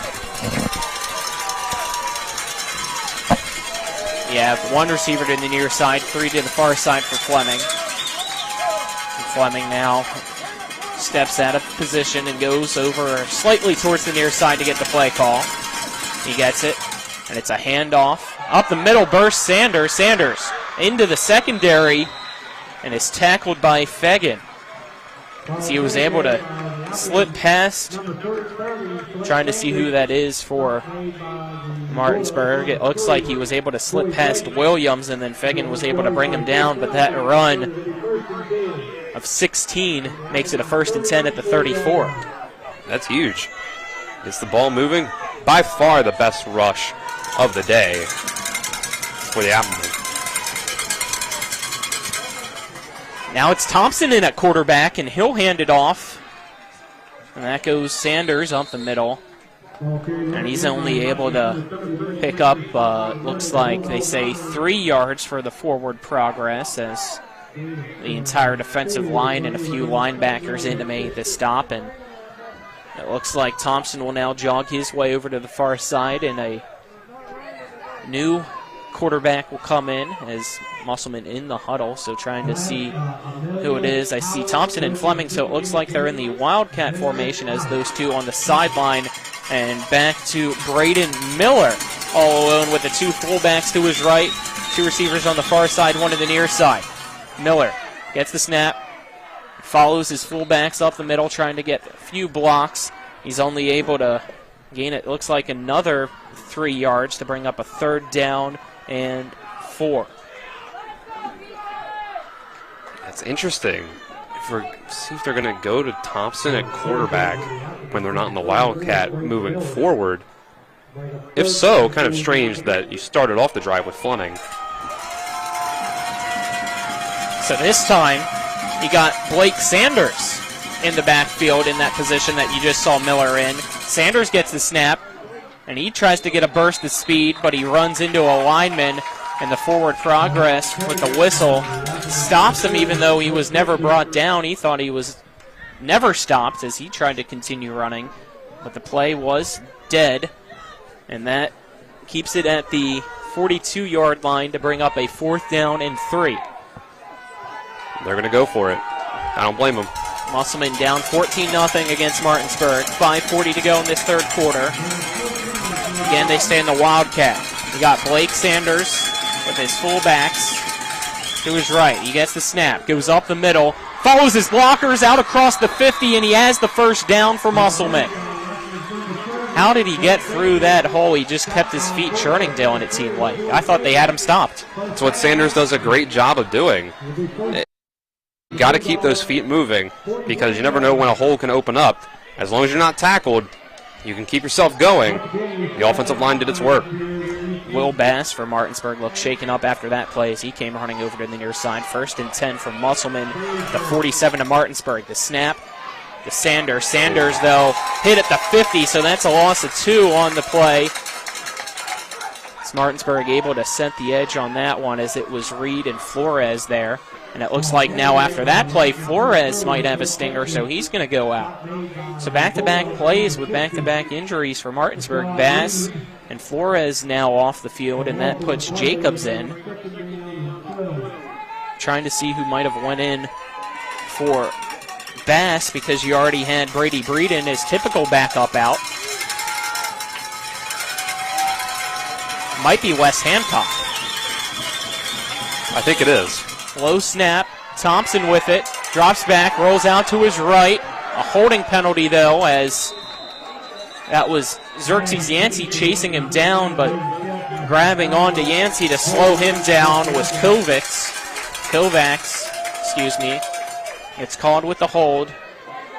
And it looks like Martinsburg will accept it because that hold since Thompson was rolling out and had to drop back, will be very costly for the Applemen. Yeah, you're looking at least, 2nd and 22 now. That'll kill you. It's only the third penalty of the game, but it's a costly one, and especially at this point where you haven't been able to get a lot of yards and no points up on the board so far. That's tough. I guess Michael Thompson's the guy at quarterback now when they're not running the Wildcat. See if he gives them anything new. Thompson, the 6'6", 170-pound junior. Low snap again to him, and it's a tunnel screen intended for Shelton, but Hendricks was right there. The pass goes over the head of Logan Shelton and falls incomplete to bring up a 3rd down and 22 now at Musselman's 41-yard line. Martinsburg played the screen well there. They got the pressure right away, got into the face of Thompson so that it made throwing the screen pass harder, and it was just barely out of the reach of Shelton. You can't afford, if you're Musselman, to continue to have these low snaps, especially now that Thompson's in, who's 6 inches taller than Eli Fleming. Thompson looks to his right. He's got 2 receivers to the far side, 3 to the near side, so 5 wide. 3rd and 22. Thompson gets the snap, dropping back, looking to pass. Pump fakes. Hit while he throws, and it's picked off again by Martinsburg. And the Bulldogs get the ball for the 2nd time on an interception. And out at the 45 is Tyon Jacobs as he's able to get the pick. And that gives the Bulldogs the ball with 3:53 to go here in the 3rd quarter at Musselman's 44-yard line. That's costly. I think that's just about, if Martinsburg can come down on this drive and put another score up on the board, this really might do it. Go by 3 scores in this game the way it's gone. You got 3 receivers to the near side, 1 to the far side. High snap, Clement keeps it, read option to the right side. Clement follows his blockers, now tries to reverse fields, breaks through a tackle, goes up the middle, and off to the races goes Murphy Clement into the end zone. Touchdown Martinsburg. 3:42 to go in the 3rd quarter. It's now 20-0. Martinsburg on top of Musselman. Wow. The vision of Murphy Clement, extend that play and never give up, gives the Bulldogs a huge momentum shift. Patience is a virtue, Colin. Murphy Clement sat there behind the offensive line, and he just waited for something to open up. He's got great balance, he's got great agility, and he just kind of cut a little bit back and forth, make guys just barely miss him, like he's Neo in the Matrix, just kind of barely making guys. It doesn't even look like he's doing a whole lot, but he's making guys miss, and then eventually just, boom, able to use that acceleration, get to the end zone. After the 44-yard touchdown, snap is back, the extra point is up, and it is good. 21-0, Martinsburg leads Musselman with 3:42 to go here in this 3rd quarter. Let's step aside, take a 1-minute break. This is West Virginia High School football on Talk Radio WRNR and TV 10. Nothing goes better with football than chicken.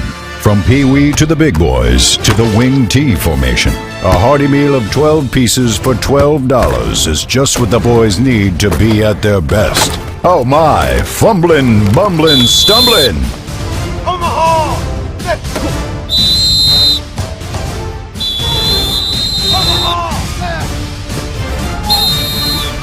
Rock's 12 pieces of chicken, just $12. I'm Jonathan Bodwell, Bodwell Insurance Solutions, your local Medicare and life insurance agency. We are here to help you navigate the Medicare maze. We represent all of the major carriers, and you do not pay any more to go through us than if you go directly through a carrier. But if you go through us, you have a local professional to help you with all your Medicare needs, not a voice that could be in some other part of the world. Bodwell Insurance Solutions, your local Medicare agency. BodwellInsuranceSolutions.com or 304-283-0864.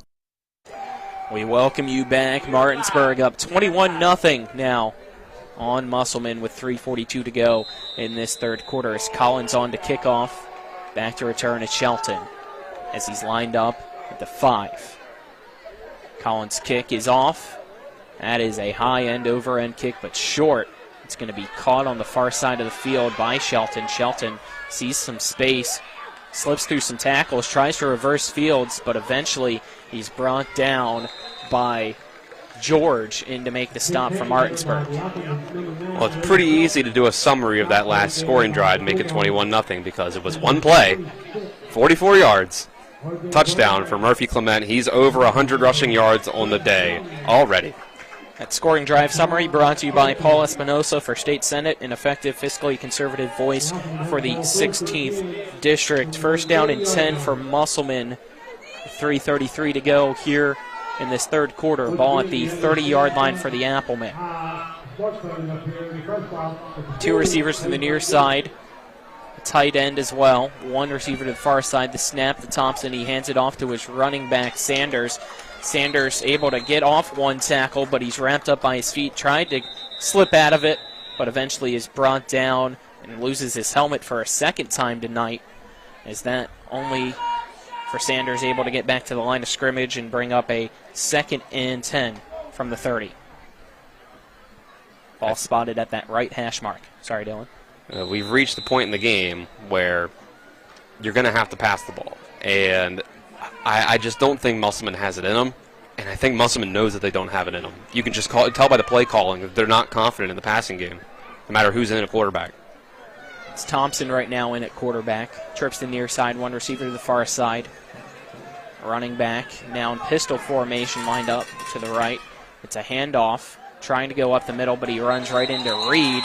Bounces off of it is Colton Shelton. But Tyon Jacobs, the linebacker, able to wrap him up, and they say the forward progress ends the play again. Only back to the line of scrimmage, keeps it at the 30-yard line to bring up a 3rd and 10 with 2:40 remaining in this third quarter. It's Martinsburg 21, Musselman nothing. And again, it's 3rd and long. So at this point, you kind of have to let Thompson go back here and drop back and make a play. Three receivers on the near side, one to the far side. Thompson gets the snap, dropping back, looking to the near side to pass, and he's going to be wrapped up and sacked, as bringing him down is Will Bass and E.J. Hendricks. That'll bring up a 4th and very long, as Martinsburg right now getting control of things.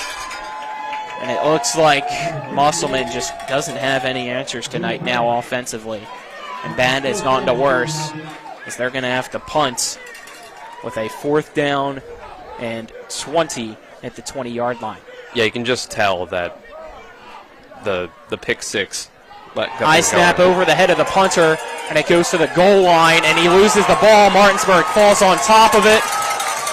And that is a touchdown for Martinsburg to make it 27-0. And getting the touchdown is Tay Cofield as he fell on top of that one. So 1:40 to go. It's now 27-0 Martinsburg over Musselman. It's like a snowball effect. If you let it get to you, once you get down, the mistakes can compound. And it's tough at this level of football. With high schoolers, it's tough not to let that happen sometimes. Sometimes one mistake turns into 3 or 4 because guys get their heads down. Page on to attempt the extra point. Coy Fagan on to hold.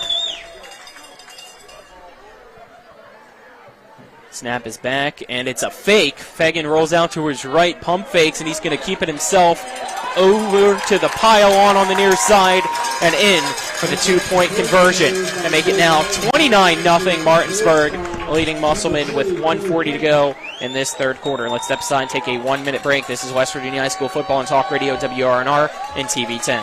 Locust Hill Golf Course invites you to historic Charlestown, West Virginia for 18 holes of phenomenal golf. We're just an hour drive from the Baltimore, D.C. Beltway and 1/2 hour drive from Winchester and Leesburg, Virginia, as well as Hagerstown and Frederick, Maryland. Each tee offers challenges across the 35 acres of lakes, ponds, and streams which come into play on 11 holes. The Blue Ridge Mountains also provide a breathtaking backdrop to Locust Hill. Schedule your tee time today at www.locusthillgolfcourse.com or call 304-728-7300.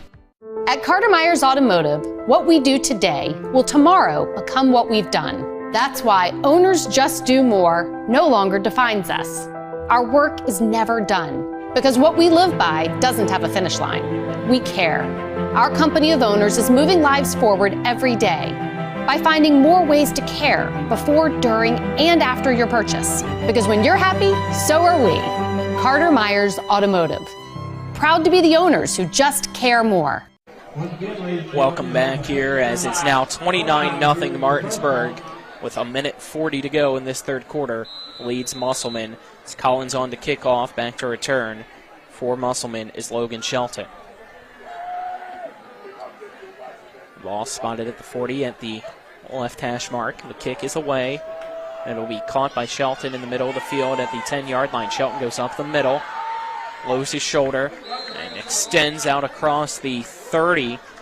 And they'll say his knee was down at the 30, so it'll be 1st and 10 for Musselman, again at that 30-yard line. Your third quarter brought to you by the Mirius Group and Ameriprise Financial Advisors, John Everson and Phil McCoy. Stop by 1270 Winchester Avenue in Martinsburg or call 304-263-4343, as well as the Larry DeMarco team at Modern Realty Results. If you're looking for a home in the tri-state area, they have you covered. Musselman breaks the huddle. It's Michael Thompson still in at quarterback for the Applemen. Down 29-0 here in this third quarter to Martinsburg. 1:35 remaining. Low snap. It's a screen pass to the far side. It's caught by the man in motion, and that is Braden Miller on the far side out across the 30, trying to create a few yards. And he's tackled, it looks like, at the 34-yard line, so a gain of 4 brings up 2nd down and 6 for Musselman. It's Coy Fagan in to make the tackle. 1:10 to go in this third quarter. Well, we kind of heard coming into this that there might not be too much longer of a leash on Eli Fleming, and it looks like they've officially made the pull at this point. Michael Thompson's off to a slow start, though. Snap to Thompson. He hands it off to his running back, and that is Blake Sanders. Sanders tries to go up the middle. Whistle blows as he was stopped.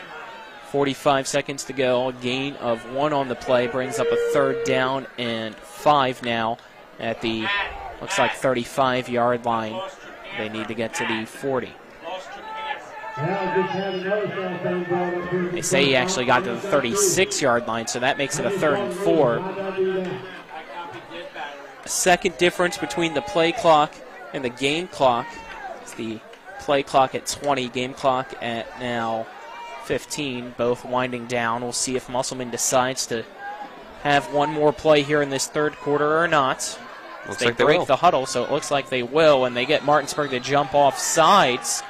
So that a 5-yard penalty with 5.5 seconds to go will guarantee you one more play this quarter. And that should be a automatic 1st down because of the 5-yard penalty and the 3rd and 5 as well for Musselman. That's a good break for them, able to keep this going. And the longer that the Applemen have the ball, again, as Coach Walker put it in halftime, they're playing keep away.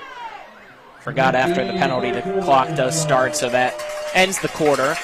So no play, but it will be a 1st and 10 at the 41 for Musselman when we come back for the 4th quarter. It is Martinsburg 29, Musselman nothing. We'll step aside and take a 1-minute break. This is West Virginia High School Football on Talk Radio, WRNR and TV 10. Ollie's VIP North Side is the best spot to catch all your favorite teams. Join us Monday for Dollar Wings and Monday Night Football, Thursdays on the patio for the Cornhole Tourney, Friday Night Lights with happy hour specials, or Saturdays during or after the college games for Steak Night. Get a ribeye or New York steak for just $26.95. Ollie's has great food and drink menus too, along with 17 TVs to watch any game of your choice from anywhere at the bar or their outdoor patio and fire pit. So stop by and see for yourself today at 36 Veronica Drive in Martinsburg. That's Ollie's VIP North Side. We'll see you for the game. Mommy, where does flavor come from? Well, when people love food, they cook it on a Traeger grill. Meat, corn, even pie. And then the Traeger does the rest, which brings everyone to celebrate this beautiful thing that they've created. Because when you share delicious food with your friends, that's the flavor of life. Shop now and save at Orsini's today. We are back and entering quarter number 4 between Martinsburg and Musselman. Martinsburg now leads 29-0 after a 22-point quarter for the Bulldogs in that third quarter. It's 1st and 10 Musselman. The snap back to Thompson. Hands it off to his running back, Blake Sanders. Sanders tries to push forward, and he loses the ball. It's ripped out by Tyon Jacobs down the near sideline, all alone into the end zone. Touchdown, Martinsburg. I never saw him take that ball out of his hands. And it looks like Sanders got hurt on that as well. But with 11:48 to go here in the fourth, it is now 34-0 Martinsburg on top of Musselman. 35. But yes, 35, sorry. I was kind of surprised that there was not a whistle for forward progress, but he ripped it out just in time, I guess. That's what it seems like. So Martinsburg puts 35 up on the board, 36 if they make the extra point, and all of a sudden it was 7-0 at the half. It was, looking all right for the Applemen. All of a sudden, one play into the fourth quarter, we're going to have a running clock. Page on to attempt the extra point. Snap is back. The extra point is up. It's a short one, but it's able to sneak in and good. 36-0 now. Martinsburg leads Musselman with 11:48 to go in the fourth. Let's step aside and take a 1-minute break. This is West Virginia High School Football and Talk Radio, WRNR and TV 10. Remember when you were a little kid and saw your first deer? Oh, how cute. As an adult, maybe you've had a different experience.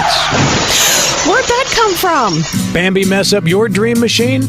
Call Cody's Auto Body today at 304-901-4777 and get the work done right the first time. Cody's Auto Body, 851 Wilston Street in Martinsburg, has a team of auto body professionals with a lifetime of experience putting your ride back together again, regardless of how it got that way. Cody's Auto Body.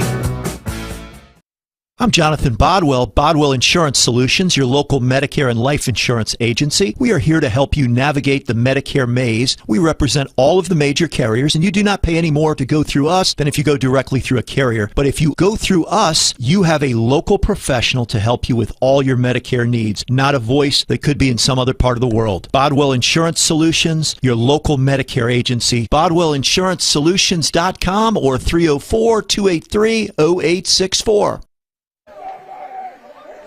We welcome you back as it's now 36-0. Martinsburg in control here at Waldeck Field against Musselman. It's Collins on to kick off.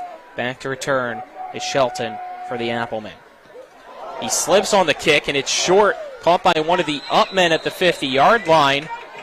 And that'll give Musselman the ball at the 48-yard line. That's what happens when you're not used to playing on grass if you're Martinsburg, I guess. I guess so. So, 1st and 10 at the 48-yard line for Musselman, who just want to get some points on the board, down 36-0 with 11:35 to go here in this fourth quarter. It's Michael Thompson at quarterback. See the backup typically. You got two receivers to each side, pistol formation. He sends a man in motion, and it's a touch pass to the man in motion as reading that is Nick Buskey. Buskey blows that play up as he wraps up Braden Miller for a loss on the play. That looks like that's a loss of about 6 yards to make it a 2nd down and 16. That's tough. There's not many opportunities left for Musselman, but they do have a chance in this fourth quarter to at least try to establish what does this offense look like with Michael Thompson at quarterback. If that's the direction that you're going long-term rest of the season, you're going to have to figure that out. 3 receivers to the far side, 1 to the near for Thompson. 2nd down and 16 at the 45 of the Applemen. And it's a screen pass that is caught and lost. And it's Clement scooping it up now, and Clement is going to return it for a touchdown for Martinsburg. Looking to see if there were any whistles blown, and it does not look like there was. So with 10:29 to go, it's now 42-0 Martinsburg over Musselman.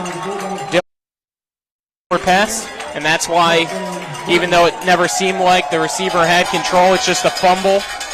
Yeah, there was a bubble screen to Miller out of the slot, and, maybe need a replay to confirm it, but most bubble screens are backwards passes that close, when the receiver's that close to the quarterback, at the very least. I think Thompson threw that one a yard or two backwards, so it didn't matter that it wasn't a catch. Great play by the defense, and I think the Applemen. High snap, the kick almost blocked. Fegan keeps it. He's going to run to the near side, reaches for the pylon, loses the ball. And they say he was out of bounds, even though scooping it up for Musselman was Cornell. So that ends the play, and it will remain 42-0 in this fourth quarter. Martinsburg leading Musselman with 10:29 to go in the fourth. We'll keep it here, as it looks like both teams want to go quickly. So let's just give you our fourth quarter sponsors, as we're brought to you by W. Harley Miller Systems, providing custom integration services like home and office automation, home theater networking, audio, video, distribution, and more.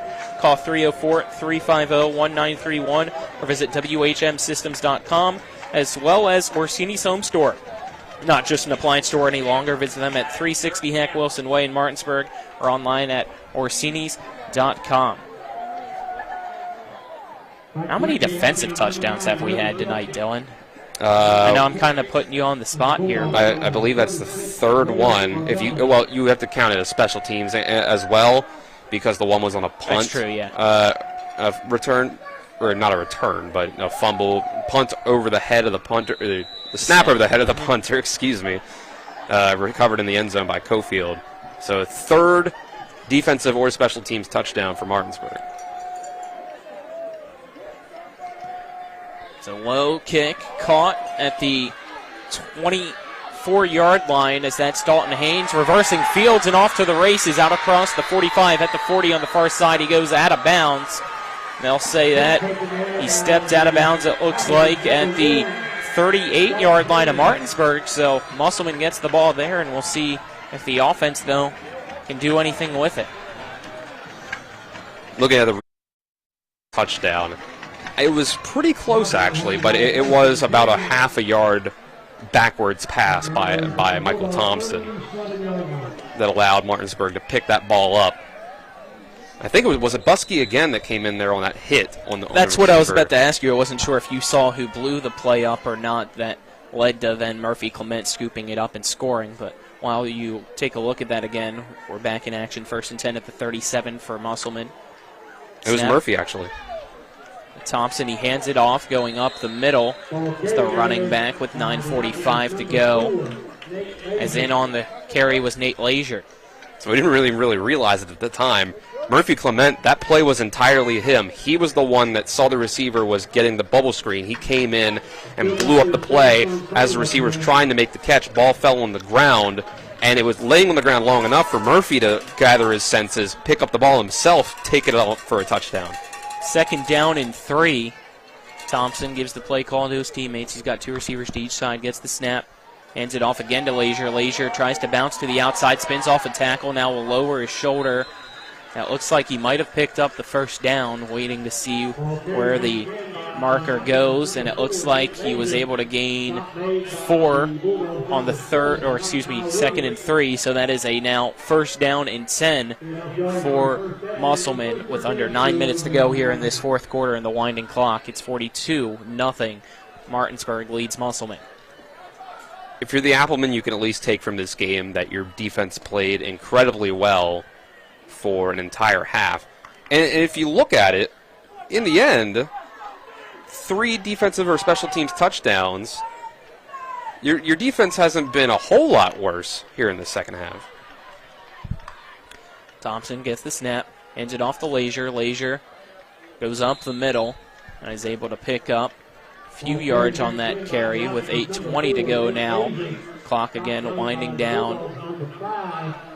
It's Nick Buskey in to make the stop. A gain of 4 on that will bring up 2nd down and 6 at the 23-yard line for Musselman. Musselman breaks the huddle. Thompson claps, tries to get Martinsburg to jump off sides, but everybody stays still. So now he'll go over to the near side, far side just slightly to get that call. Sends a man in motion. It's a touch pass to Logan Shelton. Over from right to left goes Shelton. Shelton trying to tiptoe on the far sideline and will be forced out of bounds. Clock continues to roll. So that brings up a 3rd down, a gain of 4, it looks like, potentially, to bring up a 3rd down and 2 for the Applemen. I give props to the Bulldogs for all 3 phases of the game again tonight. They were just able to make plays, capitalize on the mistakes of Musselman.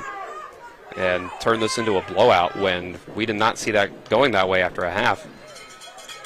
3rd down and 3 at the 20-yard line. The snap to Thompson. He hands it off to Lazier. Lazier tries to go up the middle, but Martinsburg able to bring him down. No, they actually let him continue the play, and he was able to slip off 3 defenders and push forward and able to get the first down as well. I thought the play would have been stopped dead, but Lazier never gave up, kept his feet moving, and somehow broke off a few Bulldogs and was able to get to the 14, so a 6-yard gain makes it 1st and 10 for Musselman. They're playing hard, the Applemen. They have a chance here to avoid a shutout, and I think they're going to be motivated to do that. 1st and 10 at the 14, 6 minutes, 35 seconds to go in this 4th quarter. Thompson gets the snap, it's low, he drops back looking to pass. Deep for the end zone, and it's caught by one hand, and no, they say he lost it at the last second. That would have been an amazing catch, and now he cramps up as that pass intended for Logan Shelton as he went down, and he's being stretched out by his teammate Troy Woolston and will be helped up now, but that would have been amazing if he was able to bring that one in with his right hand, Dylan. It was a pretty nice pass by Thompson. First time they really, he's shown something down the field. Only his, 5th passing attempt so far. But Shelton got it into one hand, brought it into his body. Seemed like he was going to make the catch, but then he was kind of falling to the ground as he made the catch. And that's when the ball popped out, when he hit the ground. So Shelton now hops on one foot after cramping up over to the far side so that he can continue to stretch out that right calf. 2nd down and 10 at the 14-yard line. 6 minutes, 10 seconds to go. Clock winding down in this 4th quarter. It's 42-0. Martinsburg leads Musselman. Musselman in the red zone for the first time tonight, trying to get it into the end zone. Snap back to Thompson. Thompson hands it off to his running back, and immediately Buskey is there and tackles Braden Miller, and a late flag thrown at the end of the play as things got a little chippy there. Coach Thomas not happy with that one. And it looks like it was actually against Martinsburg, though. To me, it kind of looked like somebody just gave an extra shove to Braden Miller when he was trying to get back up after that run. That's what we talk about with the discipline. Apologize for the language there. That might be being picked up here on our crowd mic. An unsportsmanlike conduct penalty on the Martinsburg Bulldogs with 5:54 to go here in this 4th quarter. Looks like a timeout will be called by Martinsburg after the play, so let's take it with them. A 1-minute break. 5:54 to go in the 4th. It is 42-0. Martinsburg leads Musselman. This is West Virginia High School Football and Talk Radio WRNR and TV10. Back in a minute. The Palace Lounge in Martinsburg is the place to be. Join us every night to relax and enjoy football or basketball games featuring either the Martinsburg Bulldogs, Shepherd University Rams, or West Virginia Mountaineers. We will have steak night every Wednesday, trip nights every Thursday, and now taco and margarita nights every Tuesday. You can find us on Facebook or call 304-267-7520. The Palace Lounge is located at 1350 Edwin Miller Boulevard in Martinsburg. When will I be able to retire? How do I make the most of the money I have? How do I leave a lasting legacy to my loved ones? I'm Philip McCoy, financial advisor with the Mirius Group, a private wealth advisory practice of Ameriprise Financial Services Incorporated. Call us today at 304-263-4343 to help you make the most of your financial future. Our office is located at 1270 Winchester Avenue, Martinsburg, West Virginia. Ameriprise Financial Services Incorporated, member FINRA and SIPC. We are back here after the timeout called by Martinsburg. It is 3rd down for Musselman. 5:48 to go. Snap back to Thompson. He hands it off to his running back. He tries to go up the middle and follow the block of Miller, but he is only able to get back to the line of scrimmage as that was Lazier back in on the carry for Musselman. That'll bring up a 4th down and medium, it looks like. 4th and 5 at the 7-yard line. Musselman going to go for it here. 5:20 to go, clock winding down in this 4th quarter. Thompson tries to make a man jump off sides and instead makes one of his teammates jump, so that is a false start penalty. That looks like it was one of the receivers that might have jumped on that far side. I believe it was Dalton Haynes. So that makes it a 4th and 10 now from the 13-yard line for Musselman. It's 42-0, clock at 5 minutes and winding down. Thompson's running back to the huddle to give the play with 12 seconds on the play clock. They got to go quick. They still have 3 timeouts. We'll see if they need to use one or not. You got 3 receivers on the near side, 1 on the far side.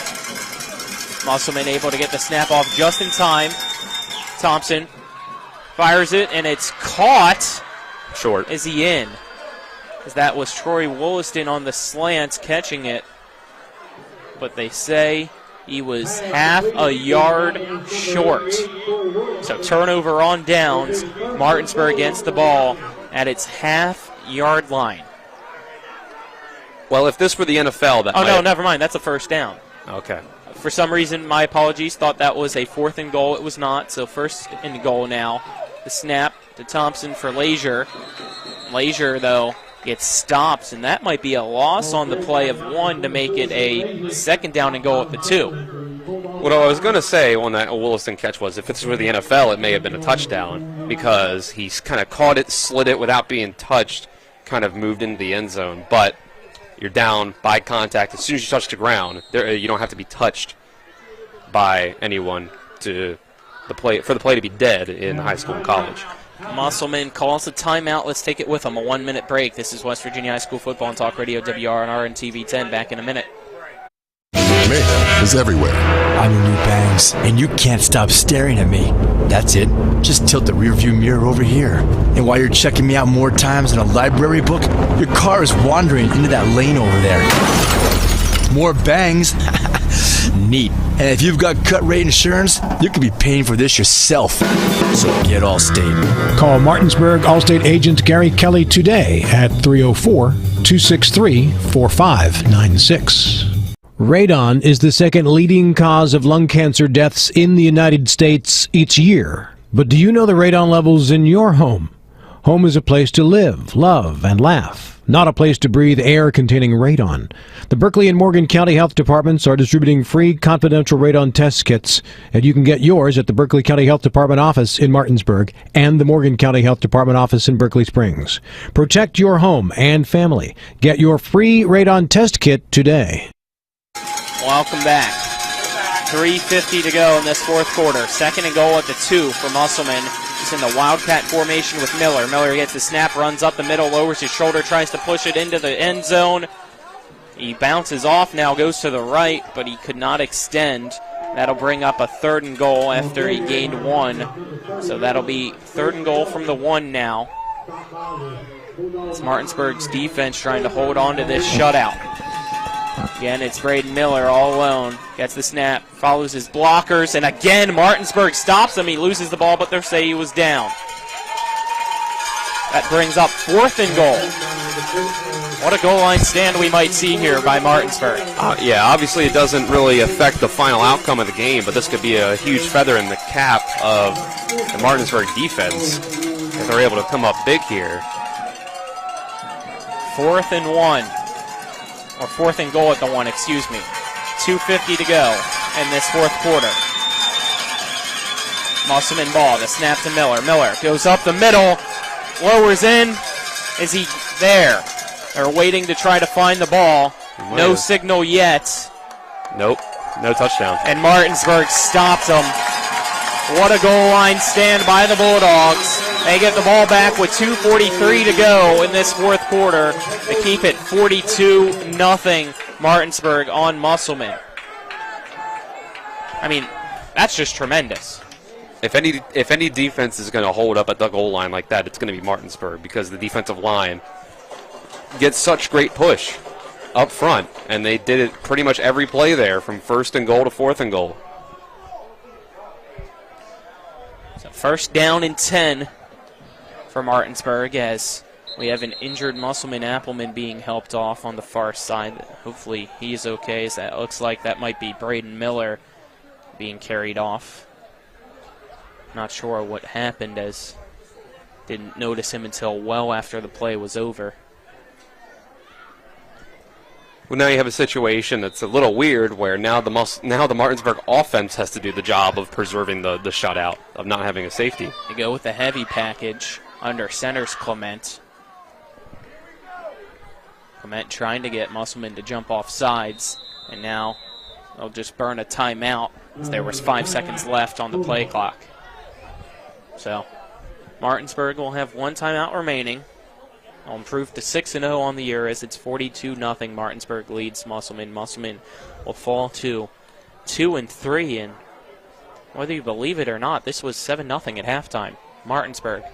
But here in this second half, the Bulldogs have been able to take over, and it's actually mostly been the defense, Dylan, that has done a lot of the scoring. 3 defensive touchdowns and a special teams touchdown. You had Buzz Dover's pick 6, make it 14-0. Follow up the next time Martinsburg gets the ball. Murphy Clement is able to go one play, 44 yards for a touchdown drive. Great run by him. Make it 21-0. Comes off a Tyon Jacobs interception. Right, exactly, after another interception. So that's how they got the ball back. Another great play by the defense. And then from there, 3 straight special teams or defensive touchdowns. Punt goes over the head of Musselman on their next drive, recovered in the end zone by Tay Cofield, and then from there 2 more defensive ones. Go with a quarterback sneak, and the offensive line able to help carry Murphy Clement forward, leading the way. And that is a gain on the 1st and 10 from the 1. It looks like of 5 yards, I believe, trying to see where they spot it. To bring up a 2nd down and 5, as they say, he got out to the 6-yard line. 1:50 to go in this 4th quarter. Clock winding down as it is. 42-0 Martinsburg leading Musselman. I wanted to let that play get in, but those last 2 touchdowns were a fumble return for a touchdown by Tyon Jacobs and a fumble return for a touchdown by Murphy Clement, who forced the fumble and then picked it up himself. Clement in shotgun formation now. Bobbles the snap, picks it up, rolls out to his right. He's going to throw it to Musgrove, who catches it with one hand on the far side. Wow. Okay. Oh, that's actually Williams. I thought that was a 1. It's actually a 7. A flag thrown on the play as well in the area of potential holding. How did Williams catch that? That was great. That'd be a tough play even with like a baseball mitt on. You're catching a baseball, at least. It'd be hard to catch a football with a baseball mitt. 1:06 to go here in the 4th quarter. Waiting for the flag to be picked up. And also waiting to see what the flag was and who it was on. As it looks like picking it up was Peyton Galladay, a Musselman, trying to just hand it to the ref and be like, hey, we want to get things over with here. It's garbage time. 42-0. Let's go. Yeah, I think even if you're winning the game, you're about ready to go home. So you can see how that goes. Never saw a signal. Maybe the flag was just picked up. I'm not 100% sure. But it is a 3rd down, 6 yards to go at the 7-yard line for Martinsburg. Should be able to let this be the last play of the game. You got 2 receivers to each side. Snap back to Clement. He hands it off to his running back. And that's Nick Buskey going up the middle. And now a late flag well after the play. It looks like it was supposed to be because he had some extra throwing from Rashad Reed of his blocker, but it was during the play. But that flag thrown well after the play in the end zone as well. So that stops the clock with 44.4 seconds to go. Strange, but that does now make it to where that can't be the last play of the game. Actually, how early they snapped that into the play clock also was going to let it be that way too. They could have rolled that down to where you were snapping the ball with about a second left and about 41 seconds left in the game, to where no matter what happened on the play clock would have been longer than the game clock, but now they run the play clock and game clock, about 40 seconds and 20 seconds on the play clock. And even though with the penalty, it looks like it became a first down for Martinsburg. So they can just take a knee and end it. Okay. 5 seconds to go on the play clock. Now it looks like Martinsburg's just going to allow that to wind down and call a timeout. Or, no, they blow the whistle. That stopped the clock. A few extra seconds came off. They take the delay game. Clock stopped at 2. It doesn't matter either way, but yeah, Martinsburg will come out with a 42-0 win over Musselman. As the clock starts to wind down now. They don't even have to take the snap. They don't even have to take the snap. It's both teams now will walk over to midfield and get ready to shake hands. A few of them stay over on that far side to shake hands already. But it is Martinsburg improving to 6-0 on the year. Musselman falls to 2-3 as Martinsburg wins 42-0 over Musselman. We'll step aside, take a 2-minute break, and then be back for our post-game show. This is West Virginia High School Football and Talk Radio WRNR TV 10 back in 2 minutes. Before the invitations and the dress, the flowers, cake, candles, or vows, there was an answer to a question proposed with a ring. Bechtel Jewelers knows that an important part of your wedding happens before the I-dos. We're a diamond store with an engagement and bridal jewelry selection that's both exciting and accessible. On the big day, there's everything else, and there's the ring. Make sure you get this one right at Bechtel Jewelers in Inwood. Hi, Crescia Hornby here. Larry DeMarco, broker of Modern Realty Results, believes he has some of the best real estate agents in the Eastern Panhandle. Agents at Modern Realty Results have years of experience and knowledge of the local real estate market. Agents within the office work as a team to provide quality customer service. We strive to always ensure client satisfaction through handling every transaction with honesty and integrity, all while offering competitive rates. Modern Realty Results is veteran-owned and managed. Please call us at 262-4222, modernrealtyresults.com. The Palace Lounge in Martinsburg is the place to be. Join us every night to relax and enjoy football or basketball games featuring either the Martinsburg Bulldogs, Shepherd University Rams, or West Virginia Mountaineers. We will have steak night every Wednesday, trip nights every Thursday, and now taco and margarita nights every Tuesday. You can find us on Facebook or call 304-267-7520. The Palace Lounge is located at 1350 Edwin Miller Boulevard in Martinsburg.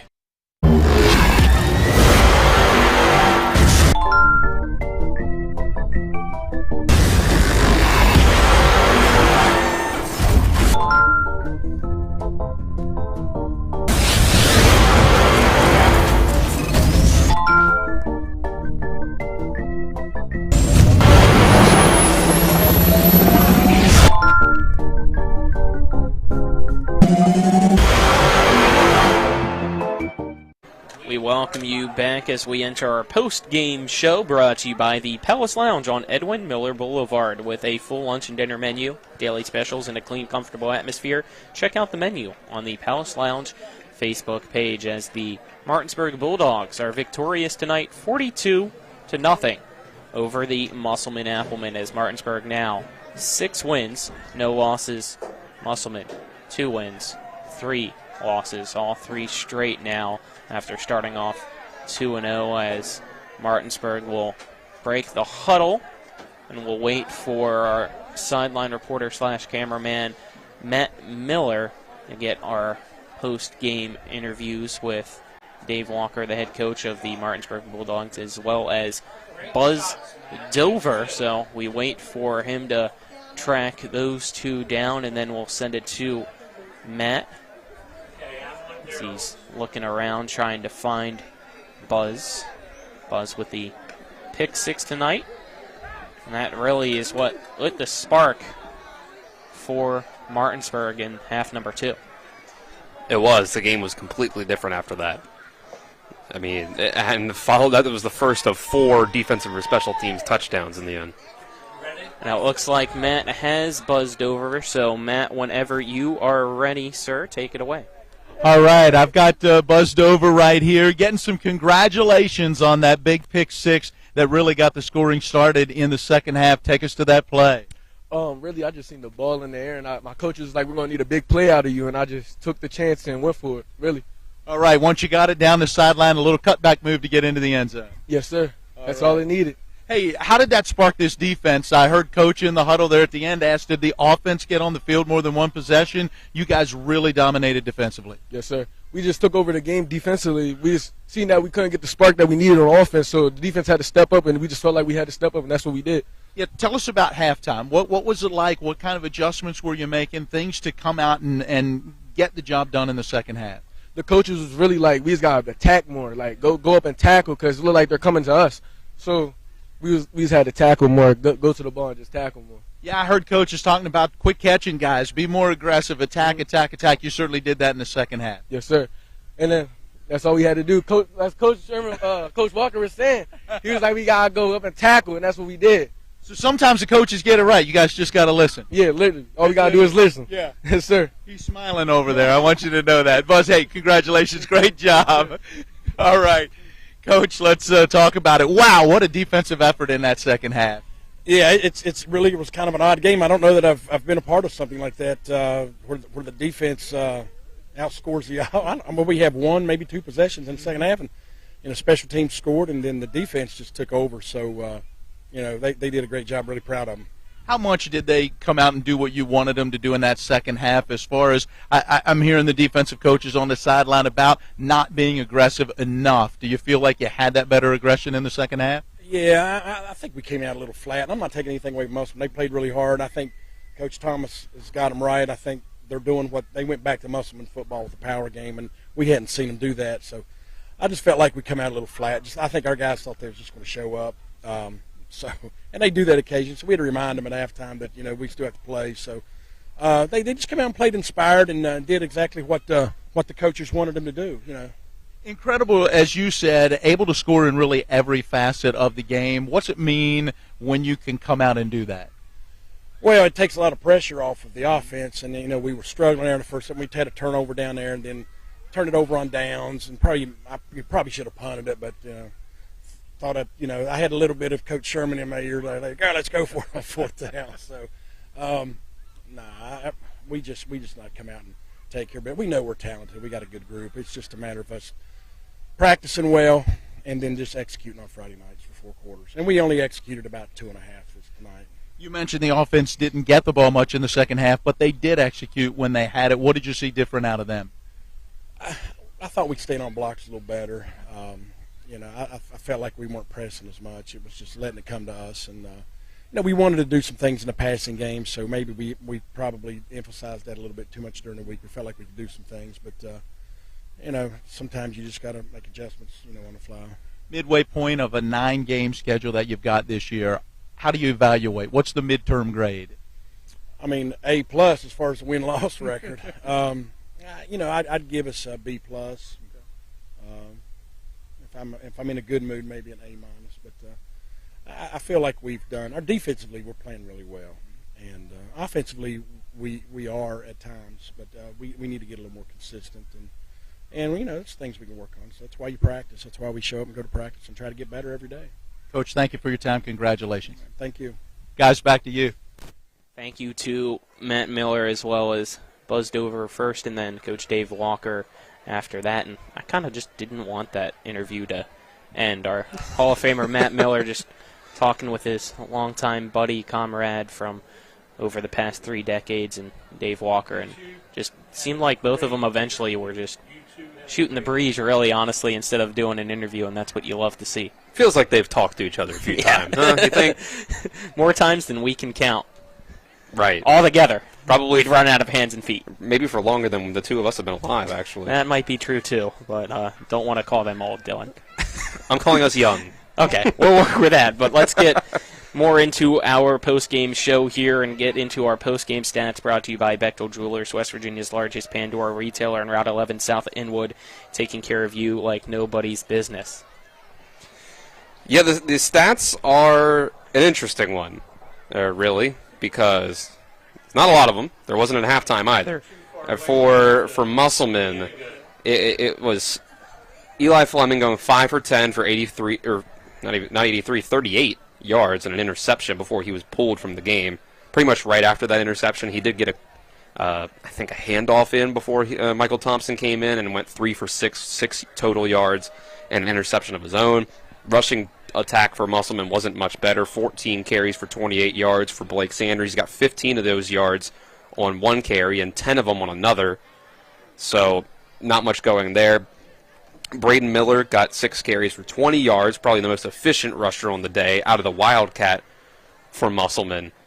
Logan Shelton got himself 3 catches for 30 yards in the first half. That's about all there was to say about the Musselman offense. Murphy Clement goes 5 for 9 with 55 yards passing, but then he goes 11 carries on the ground, 118 yards and a touchdown, including a 44-yard touchdown in the second half to make it 21-0.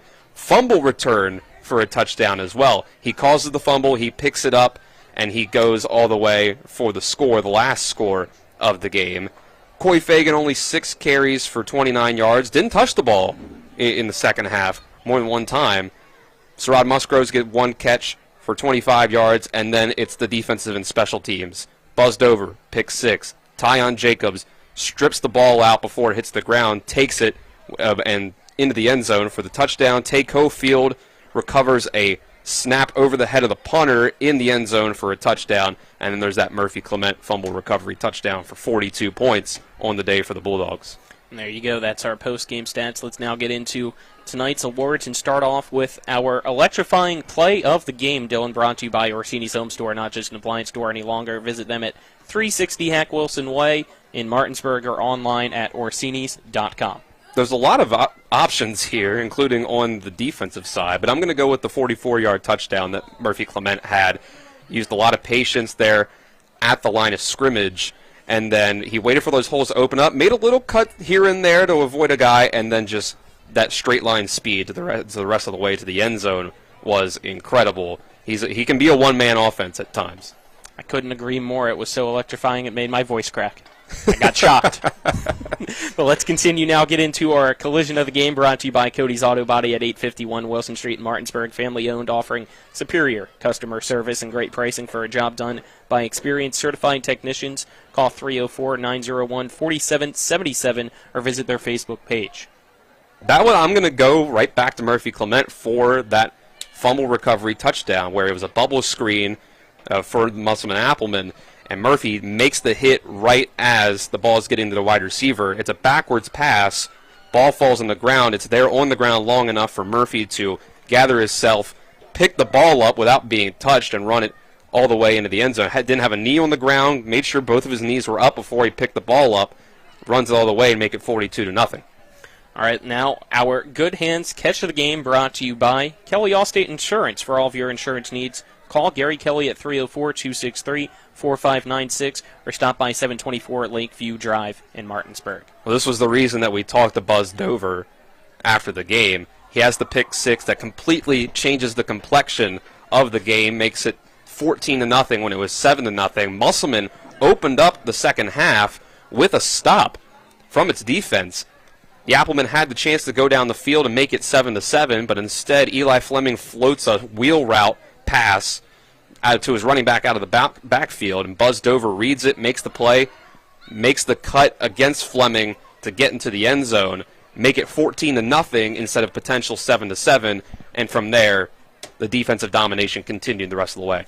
And lastly, our player of the game, brought to you by Bodwell Insurance Solutions, a local professional to help you with all of your Medicare needs. Visit BodwellInsuranceSolutions.com or call 304-283-0864. He's kind of been racking these up, but I think it's got to be Murphy Clement for the rushing performance on offense, plus the play there on defense for the defensive touchdown. All right, there you go. That is tonight's player of the game. Again, Murphy Clement, as the Martinsburg Bulldogs get the win 42-0 over the Musselman Applemen, as Martinsburg now 6-0, Musselman 2-3, as we get ready to wrap things up here from Waldeck Field tomorrow on TV 10 before we let everybody go.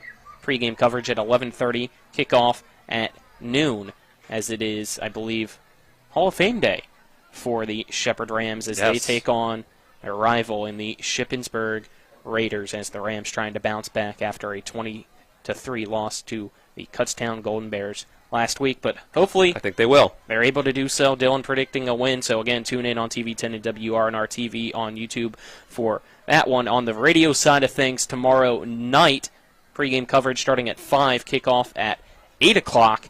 The West Virginia Mountaineers take on the TCU Horned Frogs. It's both teams on a 3-game win streak. Let's see which one breaks. Hopefully the Mountaineers, led by Garrett Green, I believe you said, back from injury at the quarterback spot, can get the ball to our favorite guy, of course, Hudson Clement, and get the win for the Mountaineers.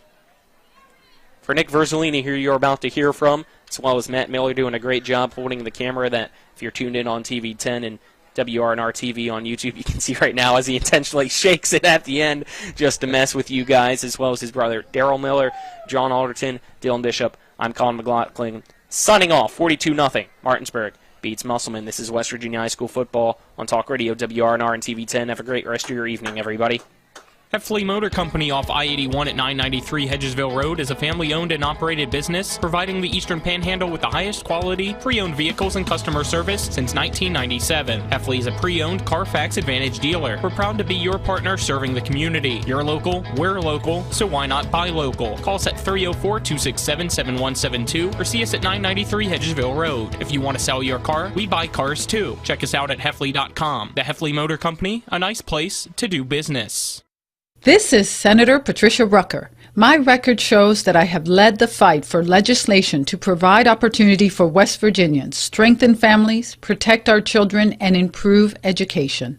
But there is more work yet to do. West Virginia is on the rise, but we're still playing catch-up. That's why I'm asking for your vote, so that I can go back to Charleston and continue the progress we have made. Paid for by Rucker for West Virginia, Mike Holtz, Treasurer, rucker4wv.com. Let's go! Drink some beers! Mountaineer! The Mountaineer Pub offers many daily specials including Trivia Night Mondays, Karaoke Tuesdays, Steak Night Wednesdays and Sundays, Boneless Swing Night Thursdays, and DJ and or karaoke, again Fridays and Saturdays. And remember, 11 a.m. to 6 p.m. Mondays through Fridays is happy hour with $2 domestic bottles and $2.50 domestic drafts. Let's go! Drink some beers! Mountaineer Pub! Nothing goes better with football than chicken. From Pee-wee to the big boys to the wing T formation. A hearty meal of 12 pieces for $12 is just what the boys need to be at their best. Oh my, fumbling, bumbling, stumbling. Omaha!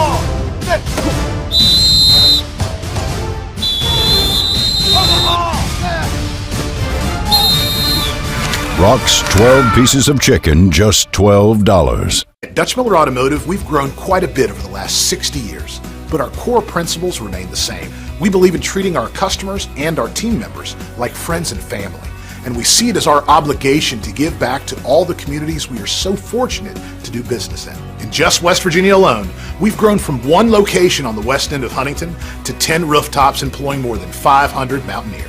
Check out the inventory from all of our stores at DutchMillerAuto.com. Dutch Miller Automotive Group, West Virginia proud.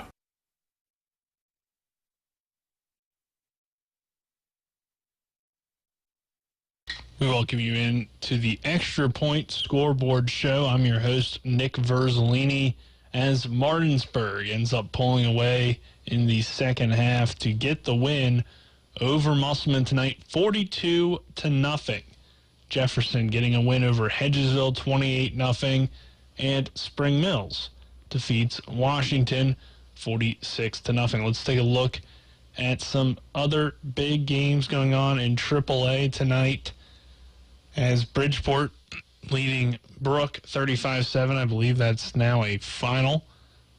Wheeling Park upsetting number 1 Morgantown tonight, 26-16. That game is gone final. George Washington looking for the upset tonight over Parkersburg.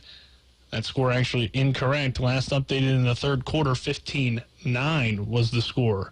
GW over Parkersburg. No final there yet. Huntington getting a big win over Riverside, 77-0, and Cabell Midland taking down Capital, 43-0 tonight. Let's take a look at some other scores from around the state in AAA, as it's been an interesting night in AAA. Woodrow Wilson getting the win last night over Preston, 50-13. Roane County, AA Roane County beats Ripley tonight, 42-6. Princeton winning over Greenbrier East, 56-7. Bridgeport, 49-14 was the score there. Don't know if I had that updated or not. University, 42-7 over Buchanan Upshur. Wayne, 38-6 over Lincoln County. Hampshire trailed at halftime, 7-0 to Northern Garrett. Spring Valley beats South Charleston, 63-0. John Marshall will take on Warren, Ohio tomorrow. So that will do it here for the scoreboard show. One other score here, Berkeley Springs falls 56-14 to Philip Barber, but that will do it here for us from the scoreboard show. I'm Nick Verzolini. This is West Virginia High School football on Talk Radio WRNR and TV 10. Again, tomorrow at 11:30 a.m., pregame show, we will have Shepherd Rams footballs. The Rams take on their regional rivals, the Shippensburg Raiders. 11:30 a.m. pregame, noon kickoff on TV 10 and WRNR TV on YouTube. And at 5 p.m., we will have West Virginia Mountaineers football as the pregame coverage begins for their 8 p.m. kickoff against TCU. But I'm Nick Verzolini. This is West Virginia High School football on Talk Radio WRNR and TV 10.